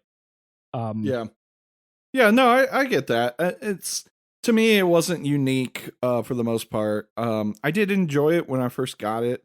I definitely think it's something that kind of has to grow on you. Which I definitely hate saying that about albums. I've been noticing that a lot lately with certain bands, like and we'll get into it later, but the Oceans of Slumber album, I had to listen to it like 3 or 4 times. The newest one, which everyone was raving about, I had to listen to it like 4 or 5 times before I was like, yeah, no, this is good. Yeah, versus like their first album, where I was just like, oh yeah, that's perfect. But for me, it's like, I really like Galax, Erasing the Contrast, which was the first song that I heard by them that grabbed me. I was curious on what song was the one that brought you in. Continue. Basically, I was on, I think I said this in the last one, I was on Facebook. I believe their Nuclear Blast had posted something. It was like, check out this new band. And I was like, all right, I'll check it out. And I listened to Erasing Contrast, and I was like, all right, I like, my interest was piqued. I was just like, I want to see what the rest of this is. But by no means is this like amazingly like unique or anything. It's definitely a, yeah, I see where your influences are. I feel like there is an Opethy area, but I can't remember what it is. It's definitely mostly Meshuggah with occasional tinges of Gojira, especially that part in Terminus. I do like the instrumental "This Creature Will Haunt Us Forever." Yeah, it was a nice little breaking up the flow type thing, but I would say this band doesn't really bring anything super new to the table. I kind of feel bad about that. I don't like saying that in particular, but I'm sure they're enjoying themselves and they're writing music that they want to write. So, well, I mean, to be fair, since this has been released, I haven't heard Hide Your Hair from them. Yeah, I mean, they've been around since 2010. I don't really think they're pumping stuff out super quickly. I'm interested in listening to their demos that they released if I can find them. And I'm not saying that I would never check out a new record by them. But I'm just kind of indifferent about Vignette. I will say Glass Palaces, the like ending is like amazing to me.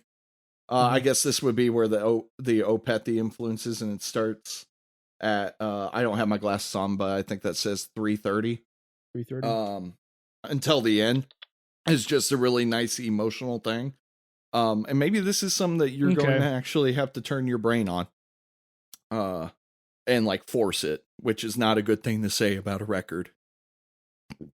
Yeah, I hear a little bit of Opeth at that section, but having like one segment in an album that reminds me of something else, I don't think I can I don't think I can like put on for fans of Opeth when you just have one kind of pretty section Right, in the yeah, entire yeah. record.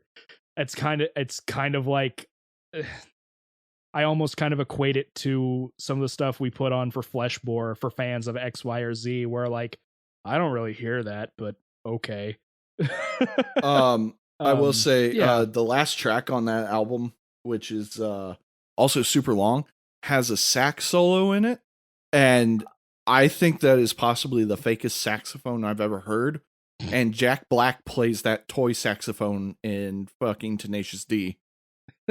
I thought you were about to say Jack Black did the did the solo No. in Vignette, which would be hilarious. And so you can revisit it, because unfortunately I didn't revisit this album to like pair with you, which is unfortunate because it's been quite a bit of time since I've listened to it. So I'm what made you choose this record then? It doesn't seem like it really stuck with you. Because I remember liking it a lot, and I did used to listen to it a lot. It's just other things came out, and then nostalgia grabbed me with other things. But I have a decent amount of playthroughs on it, and I was just thinking, let's give Gent Boy genty things. And I guess I just don't like gent. To me, it's like I see gent as a genre, but it is definitely a very like, yep, they do that weird chuggy thing. Now it's a genre when it's usually just progressive metal with chunky rhythms. But if you go in Vignette to 320, Vignette 320, and just listen to that saxophone. Here's the thing. I specifically turned on this song because I didn't finish it the first way through the other day, and I don't remember that being there.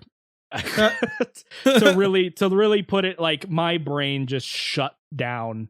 The only thing I remember from Vignette is there's a little breakaway in the music where it sounds like they took a sample of them eating at a cafe or something. I'm like, oh yeah, I know which one you're talking about. That's kind of cool.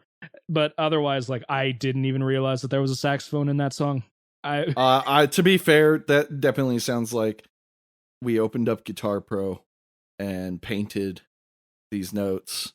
They did not use a good sample of a saxophone. Well, I just don't. I mean, come on, you can't like fork out like $100-$200 for like a 30-second sax solo.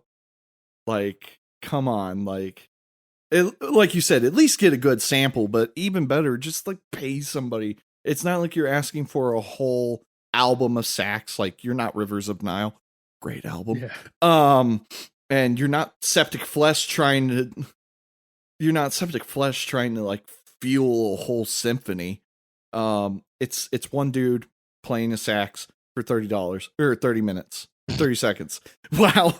I don't know. 30. I mean, somebody could have done better for a $30 sax solo. Yeah, I mean, again, Jack Black, toy saxophone. Sounds better than that.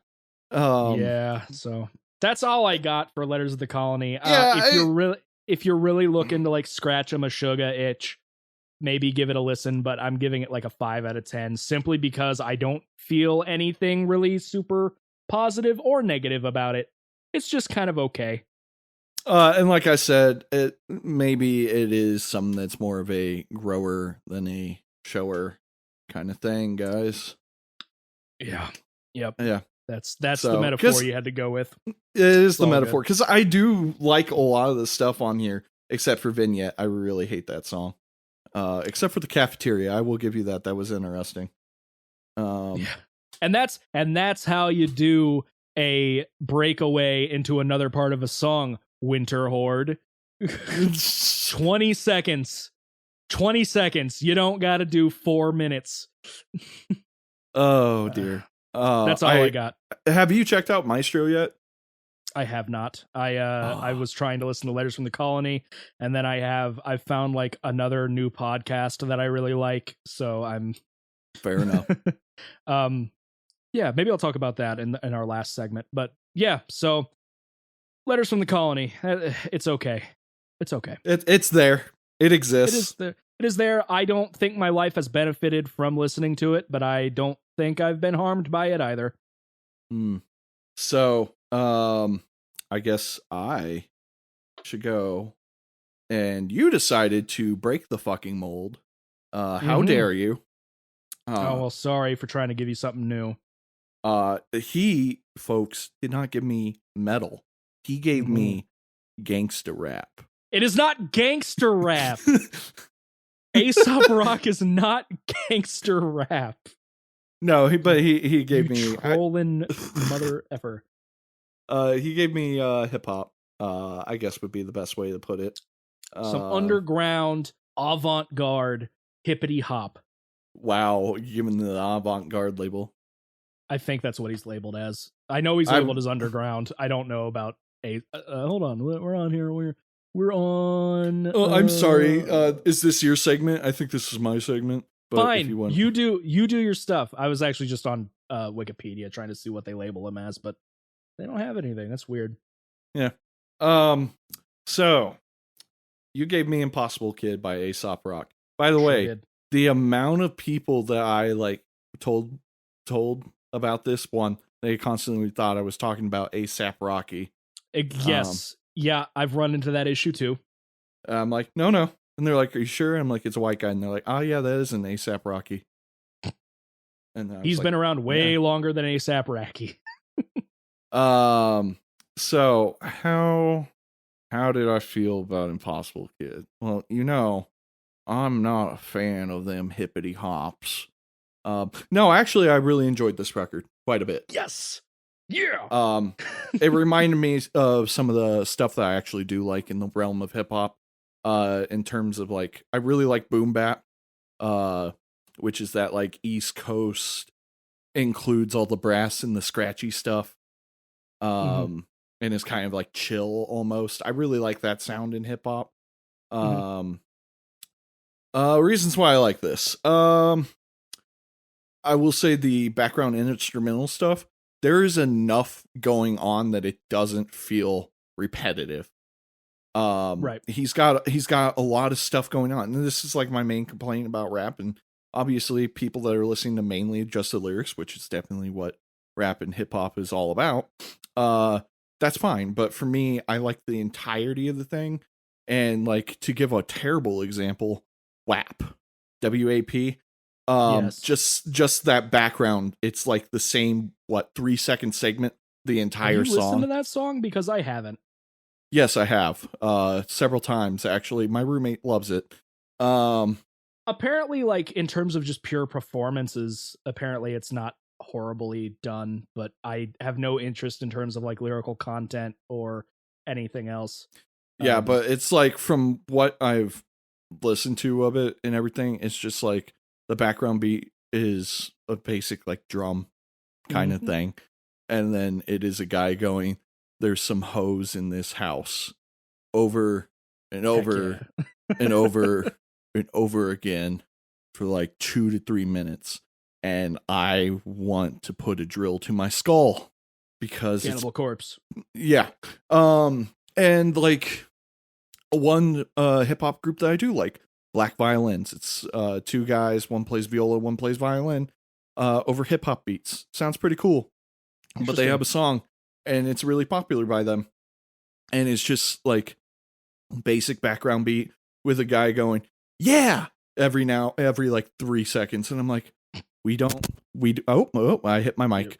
Yeah, what was that? Are you dead? I got really into that. But yeah, I don't need to hear a guy going, yeah, every 3 seconds. Like, change up your beat, please, for the love of God. It's the reason that I like Eminem on occasion. His beats in the background are sometimes really good. Thanks, Dr. Dre. It's all about producers. Now, there are some people that say that, so Aesop Rock has started producing his own records. He did all of Skeleton, which is the one before Impossible Kid, and he's done all of the background producing on The Impossible Kid. And there are some people that say, oh, if it's not done by Blockhead or whoever did None Shall Pass, which I'm actually going to look at right now. Yeah, Blockhead. It's not a good Aesop Rock album or whatever. I mean, I can't make an opinion on that because I didn't listen to anything besides this album. There was a point where I kind of like stopped paying attention. This was like on my like 5th or 6th listen through. I did listen to this a lot, but I was like on my phone and had it in the background, and I didn't even notice that it had changed albums.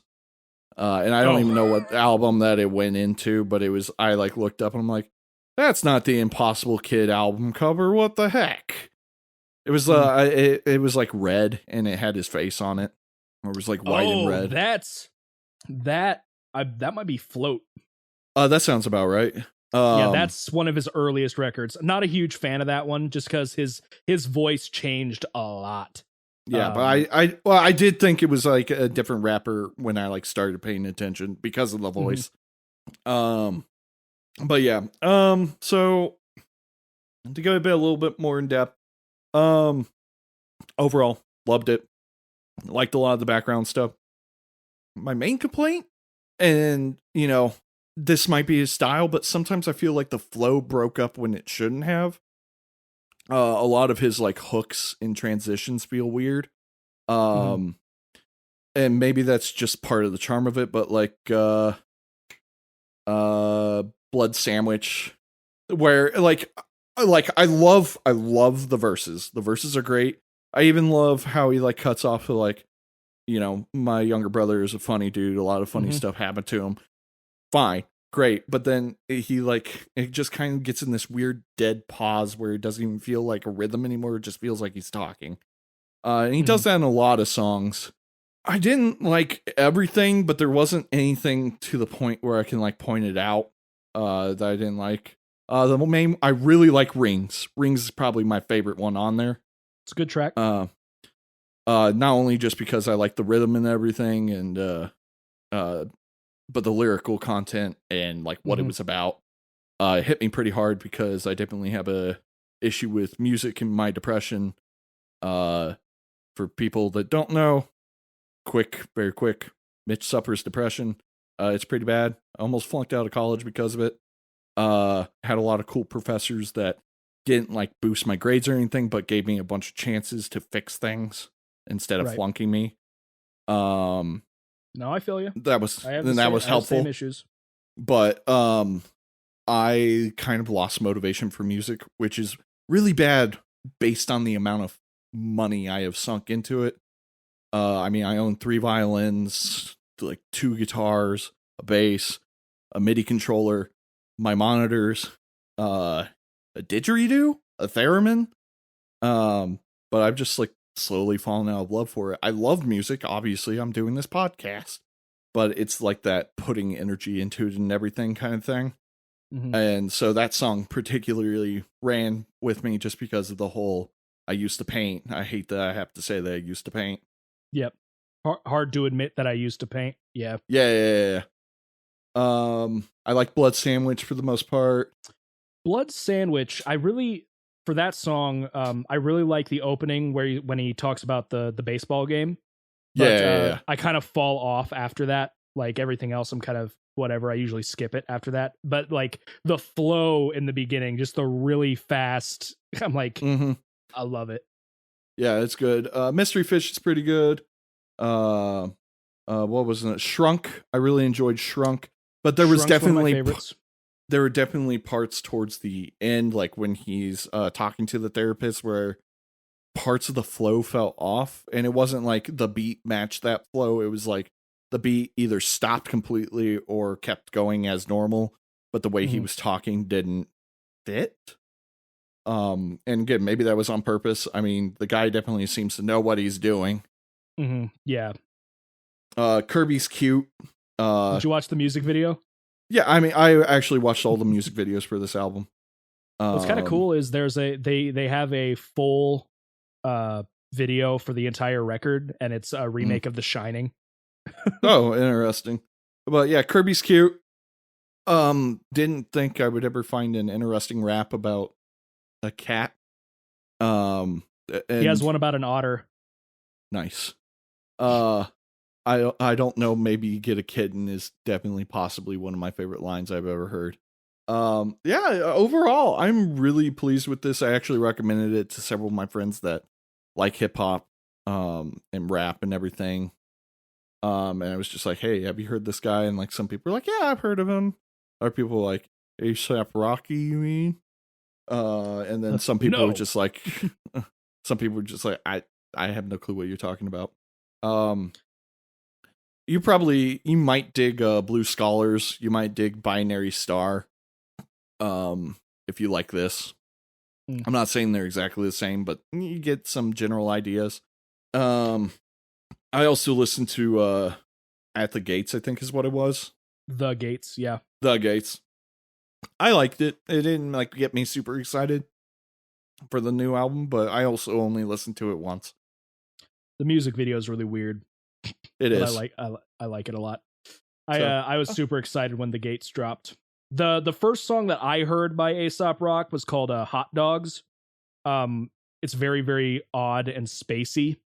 You might like it.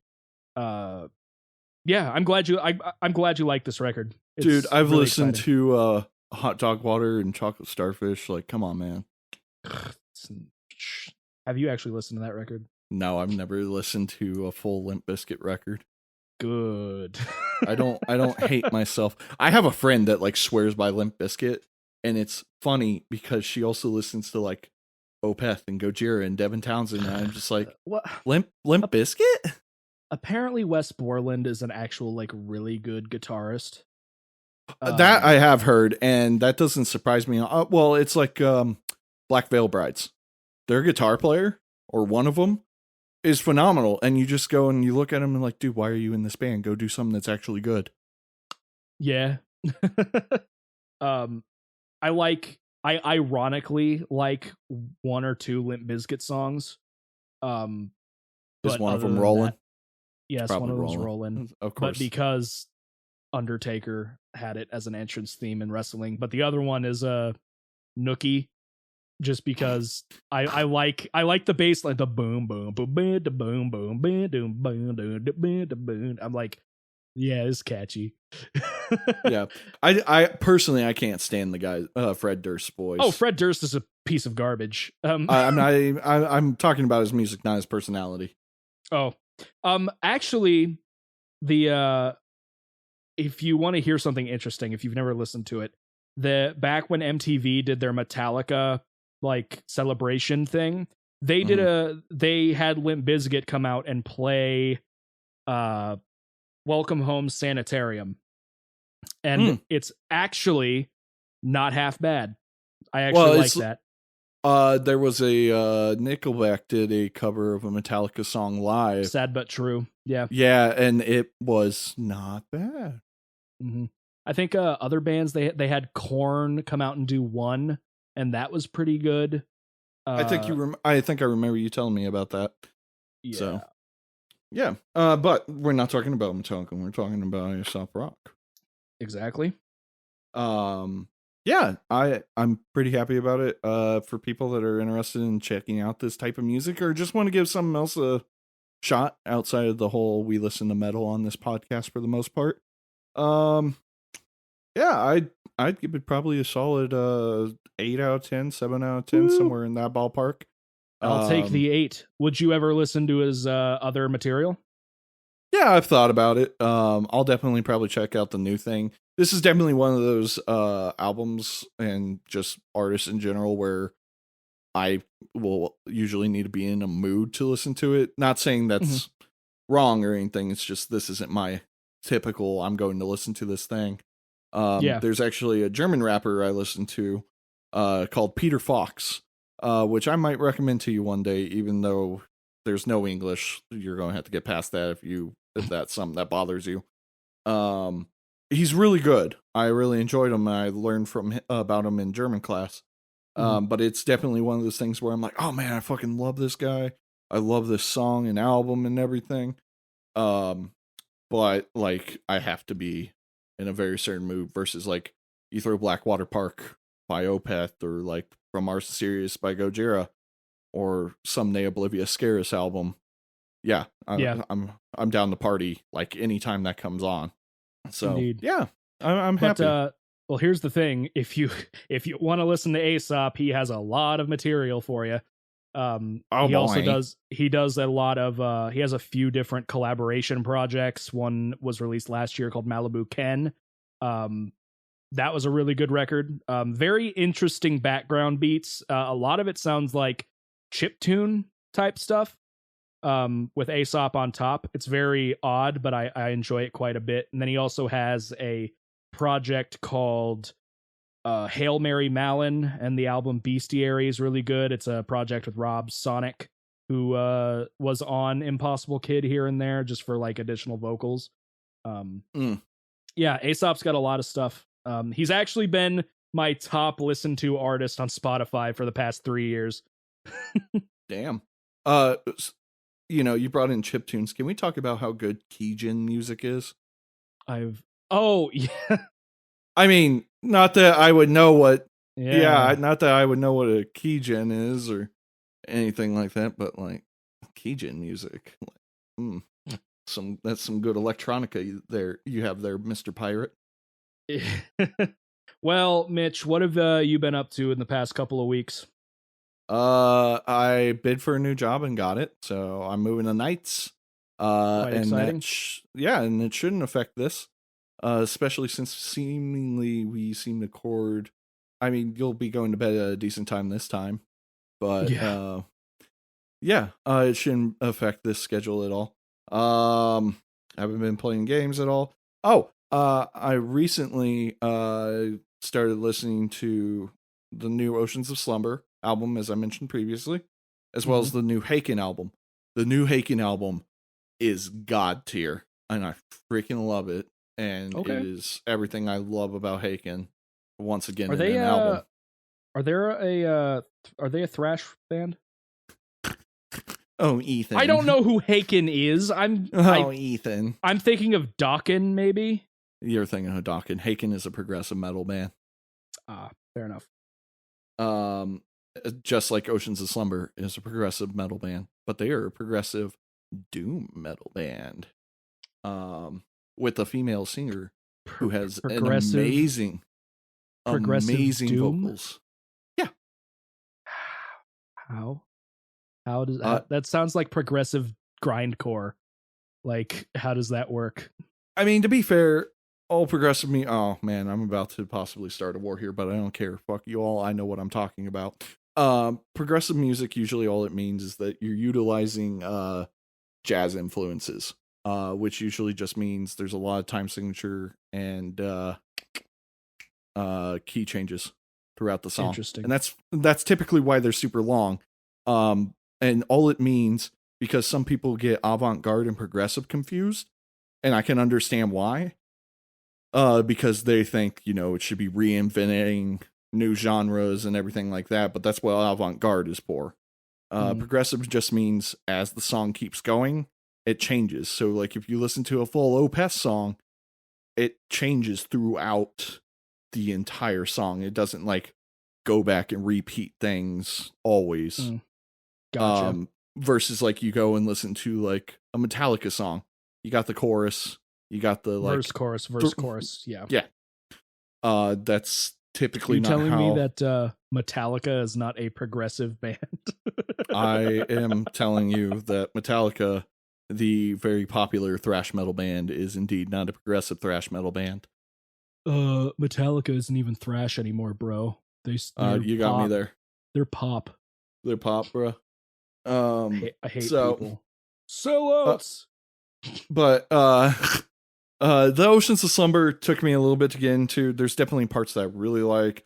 There are parts that I'm like, but it's a solid record. I really like it. And the Ocean Collective released a new album. I've only heard one single off of it. I'm waiting for it to come in the mail. But that one single had the lead singer of Catatonia in it, and it was good. Ethan, if you don't know the Ocean Collective, they are an eco metal band. So Gojira. That is a new genre that's kind of formed. That's not a genre. That's Hey, man, a a pirate- description of the lyrics. That is not a genre. Dude, the way you said Because genre, it sounded like you were saying China, like Trump. Genre. I have the best. No, by no means genres. is it by no means is it a genre, but that is definitely their lyrical content. But they deal with a lot of like old. I don't know why I said old. Of course they're old. They're talking about like fucking dinosaurs and fossils and like the great dying that happened and the Cambrian period and everything like that. Interesting. And so I'm really excited. On their last album, if you ordered the premium CD, vinyl, whatever, it came with a bag of fossils. Okay. And that one was about the great dying and everything. I'm really excited. They're a cool German progressive metal band or progressive death metal. I've enjoyed their last 3 records. There hasn't been anything I didn't like by them so far. For the longest time, they were known as just The Ocean. But when you Google that and YouTube that, it's a little hard to find them. So then they changed it to The Ocean Collective. So, other than that, yesterday, I very excitedly stumbled upon a band. And I'm surprised that I like them as much as I do. There was a video on Facebook of a bunch of guys playing Sea of Thieves. Oh, yeah. And it's literally one guy will play the game, and then all 4 of them sing sea shanties, and they're really good at singing sea shanties.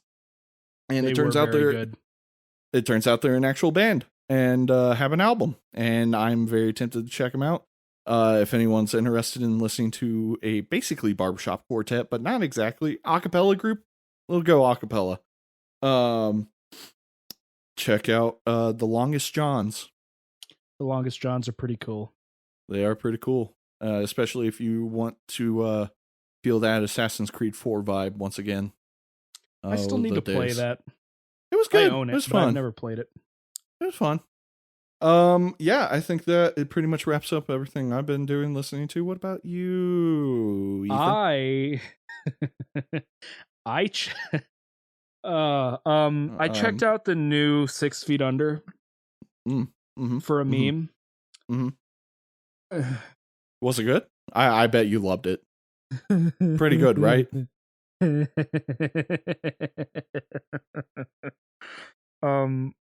I need a live reaction from you. Do you want me to do this now? Yes, please go and pull up the song Zodiac by 6 Feet Under. Hold on, I'm going to pull it up just so I know how far in you have to listen to it. Oh boy. Hopefully this doesn't crash our recording for the 50th time. Just do it on your phone. Oh, yeah, do. But I want the full experience, Ethan, with the headphones and everything. Now, is it spelled out 6 or is it just 6? Nah, never mind. I'll find it. You need to listen into about 45 seconds. So do you want me to skip to 45 or do you want me to listen up to that? If you want to skip up to like 30, if you want to skip to 30, the instrumental is okay at best, but I need you to listen to up until Chris Barnes has a breakaway solo line. I forgot this was Chris Barnes' band. I hate Chris Barnes. Chris Barnes is a shitty ass person and a really bad vocalist. He's also a wuss. He got bullied by Travis Ryan. Oh, poor guy. Screw Chris Barnes. This is a very uneventful instrumental. Wow, I'm bored. And I didn't even skip ahead. You probably should have. I probably should have. I'm almost there. God, let me know when he starts singing. What the fuck is this bullshit? What was that? Did you get to the breakaway part? What is this guy? Oh my god, Chris, just stop. Just go away. I can't even jokingly do it. Because it has so little clicky in the I can't even jokingly do I can't do bad vocals jokingly bad enough to make fun of it. Oh, that was the sound of somebody who never learned how to properly growl, and it's finally showing its course over the years that it's slowly Well, I mean, deteriorating his its voice throat. has been shot for years, but that is horrible. That What? was really bad. Whoever, hey Chris, do you want to do another take, bud? No. Okay. Uh, uh, No. uh, Yeah, that was anyway, so yeah, I checked that out. That was garbage and probably is going to be the reason I have a stroke in the future. In terms of other things I've been listening to, I've been listening to some Gojira, Cattle Decapitation. Podcasts, I found this new podcast called Stitch of Fate, and it's do you do any D&D type stuff? Have you ever? I used to play Pathfinder. I used to play D&D before COVID happened, and my group broke up due to a relationship ending. Bummer. And I watched the Oxventure Guild on YouTube. Gotcha. Well, there's a tabletop RPG called Vampire the Masquerade. Oh, yeah, I know the video game series.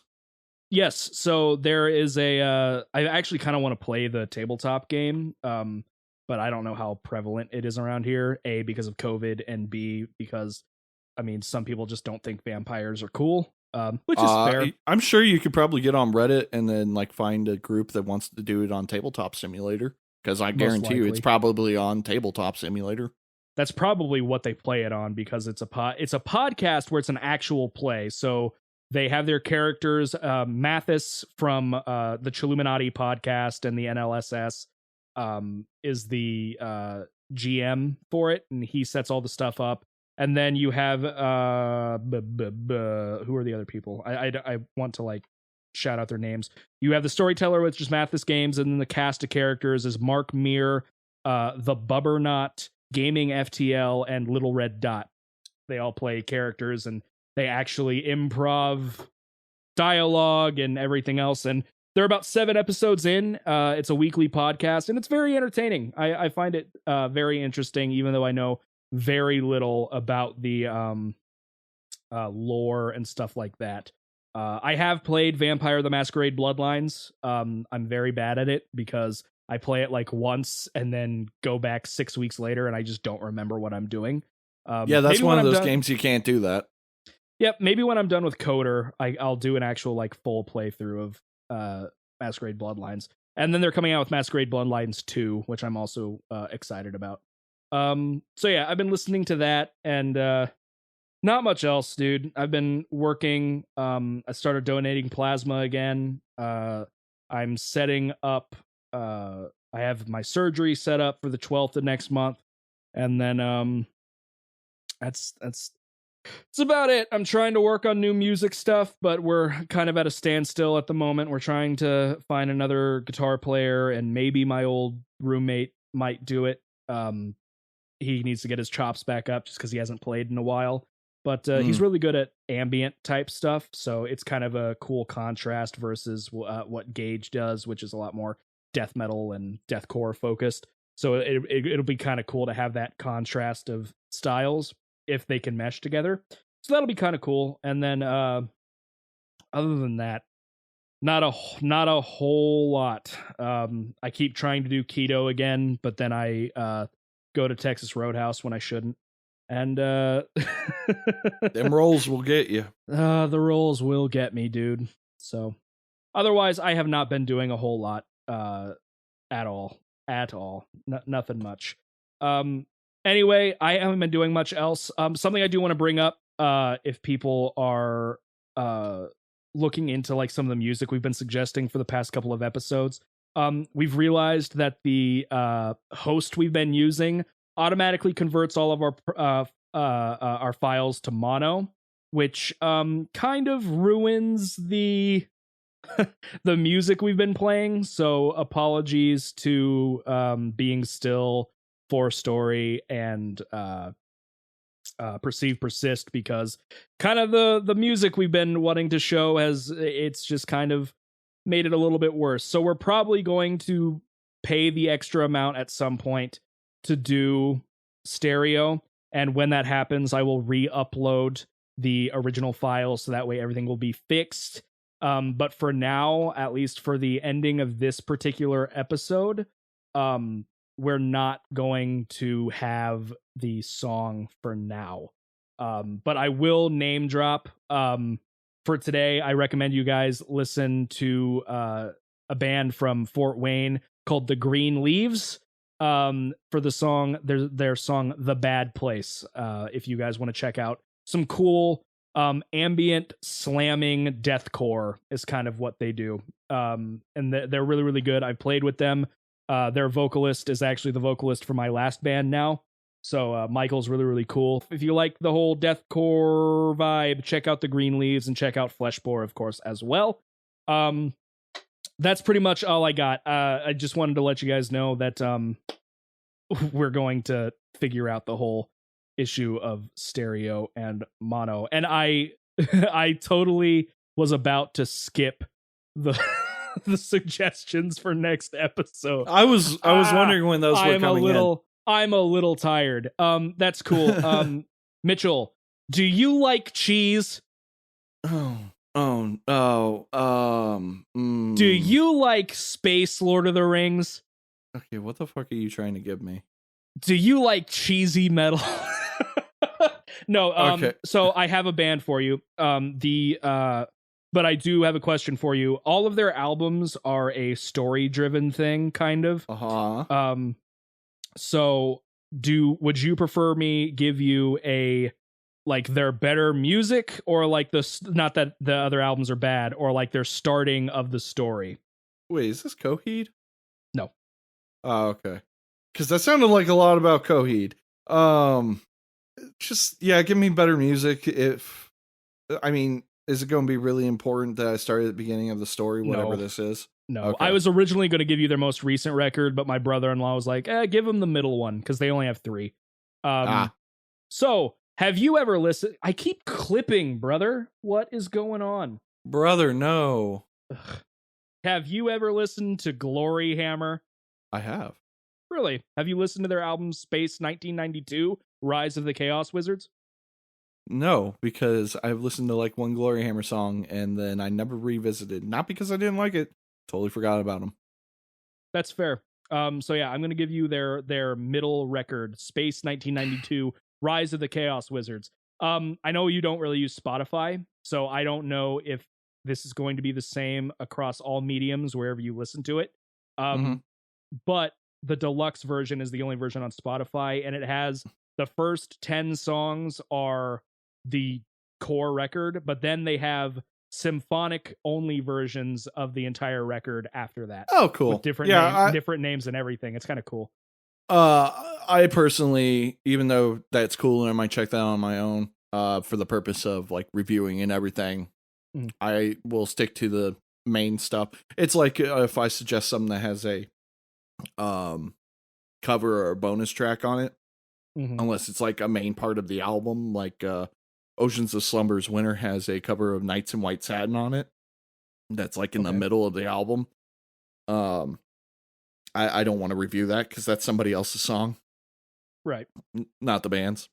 Same with like instrumental extra stuff. I want the core. Yeah.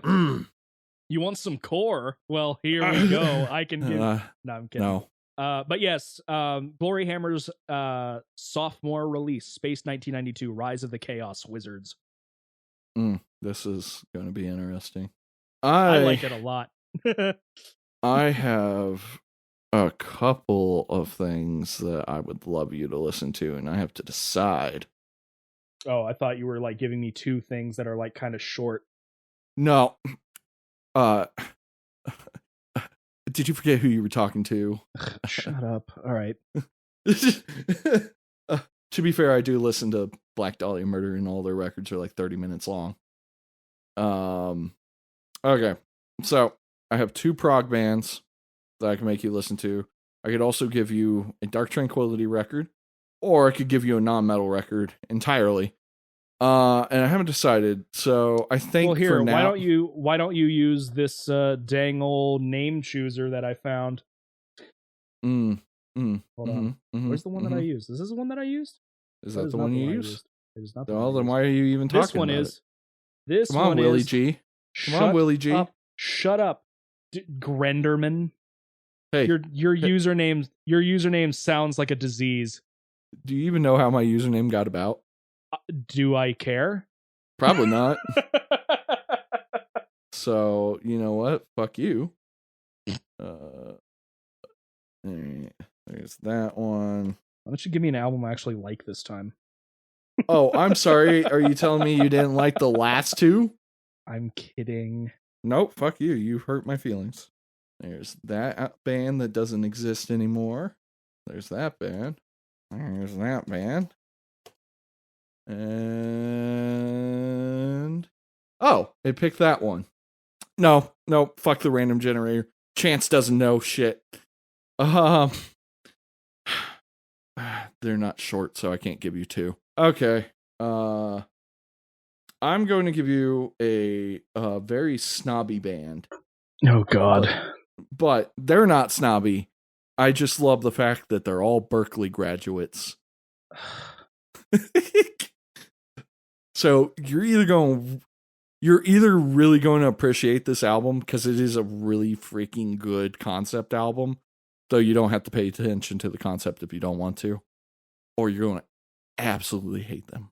It's kind of that Devin Townsend thing where it's like you're either going to understand this and really enjoy it, or you're going to be like, wow, this is too much. I hate this. Bye. Punchline. So the sad thing is they only released one album, and I think they're on an indefinite hiatus because the band couldn't figure out the style of their second album. They also don't tour live anymore. I missed the one time that I could have seen them live. And that is Berkeley's own Native Construct. Album is Quiet Place. I think I've heard of this band. So it was either going to be this or I was going to give you Haken's The Mountain. And the reason I was thinking Haken, both of these bands have great vocals. Very talented vocalist with multiple people. But my sister describes Haken as like the queen of metal. Queen, the person. Most people say that about BT Bam. I could see that. So. Okay. Quiet World by Native Construct. I feel like I've heard of this band before. Probably. I've said quite a bit about them too. They came out, and by the way, it's quiet. I listened to you. Fair enough. I'm sorry. I mean the whole point of this. This is the whole point of this podcast is to force you to finally listen to what I tell you to listen to. That's fair.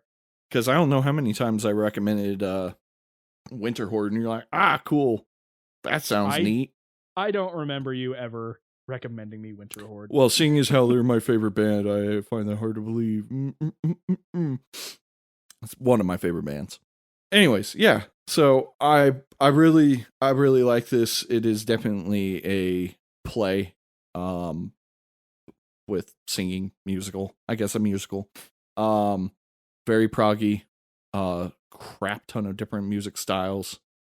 I don't know if you're selling me on this. Well, it doesn't matter because you, for the next 2 weeks, have to listen to it or disappoint our like 3 fans. Hey, I mean, we've got at least 10 people that have checked out.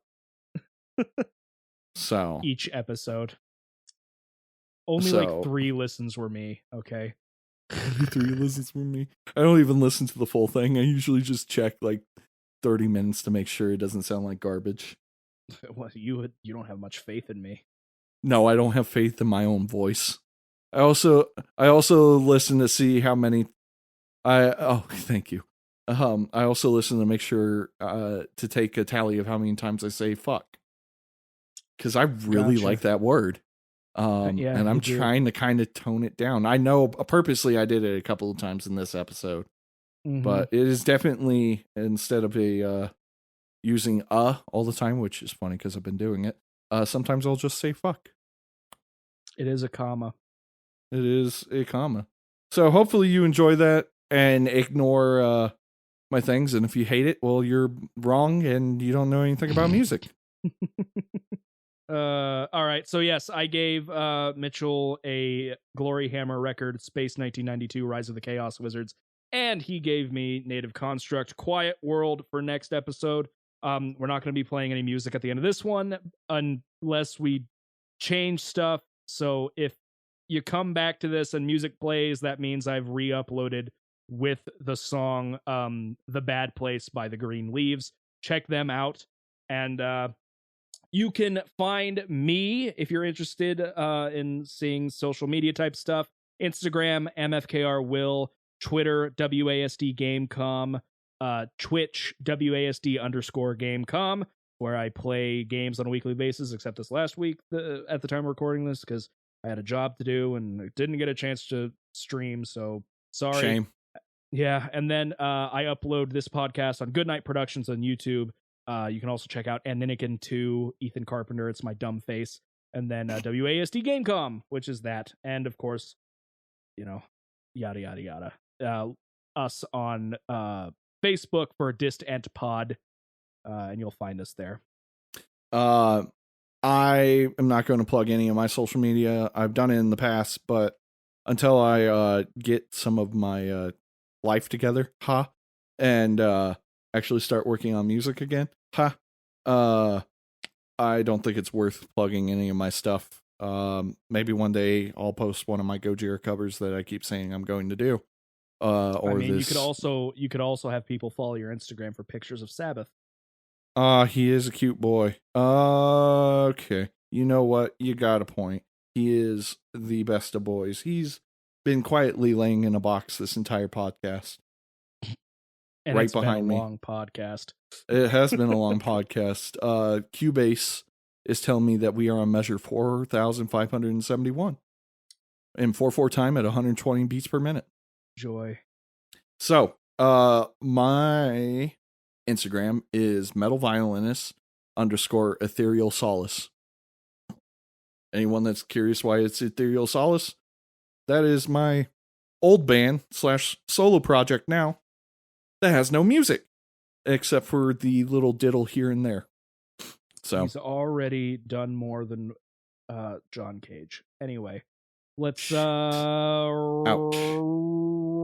it up. My name is Ethan Carpenter. You've been listening to the Distorted Entertainment podcast. I am joined by Mitchell Wade. And go check out The Bad Place by the Green Leaves. If you're listening to this in the future, it might be playing right now. Otherwise, see you guys later. Have a good night. Later.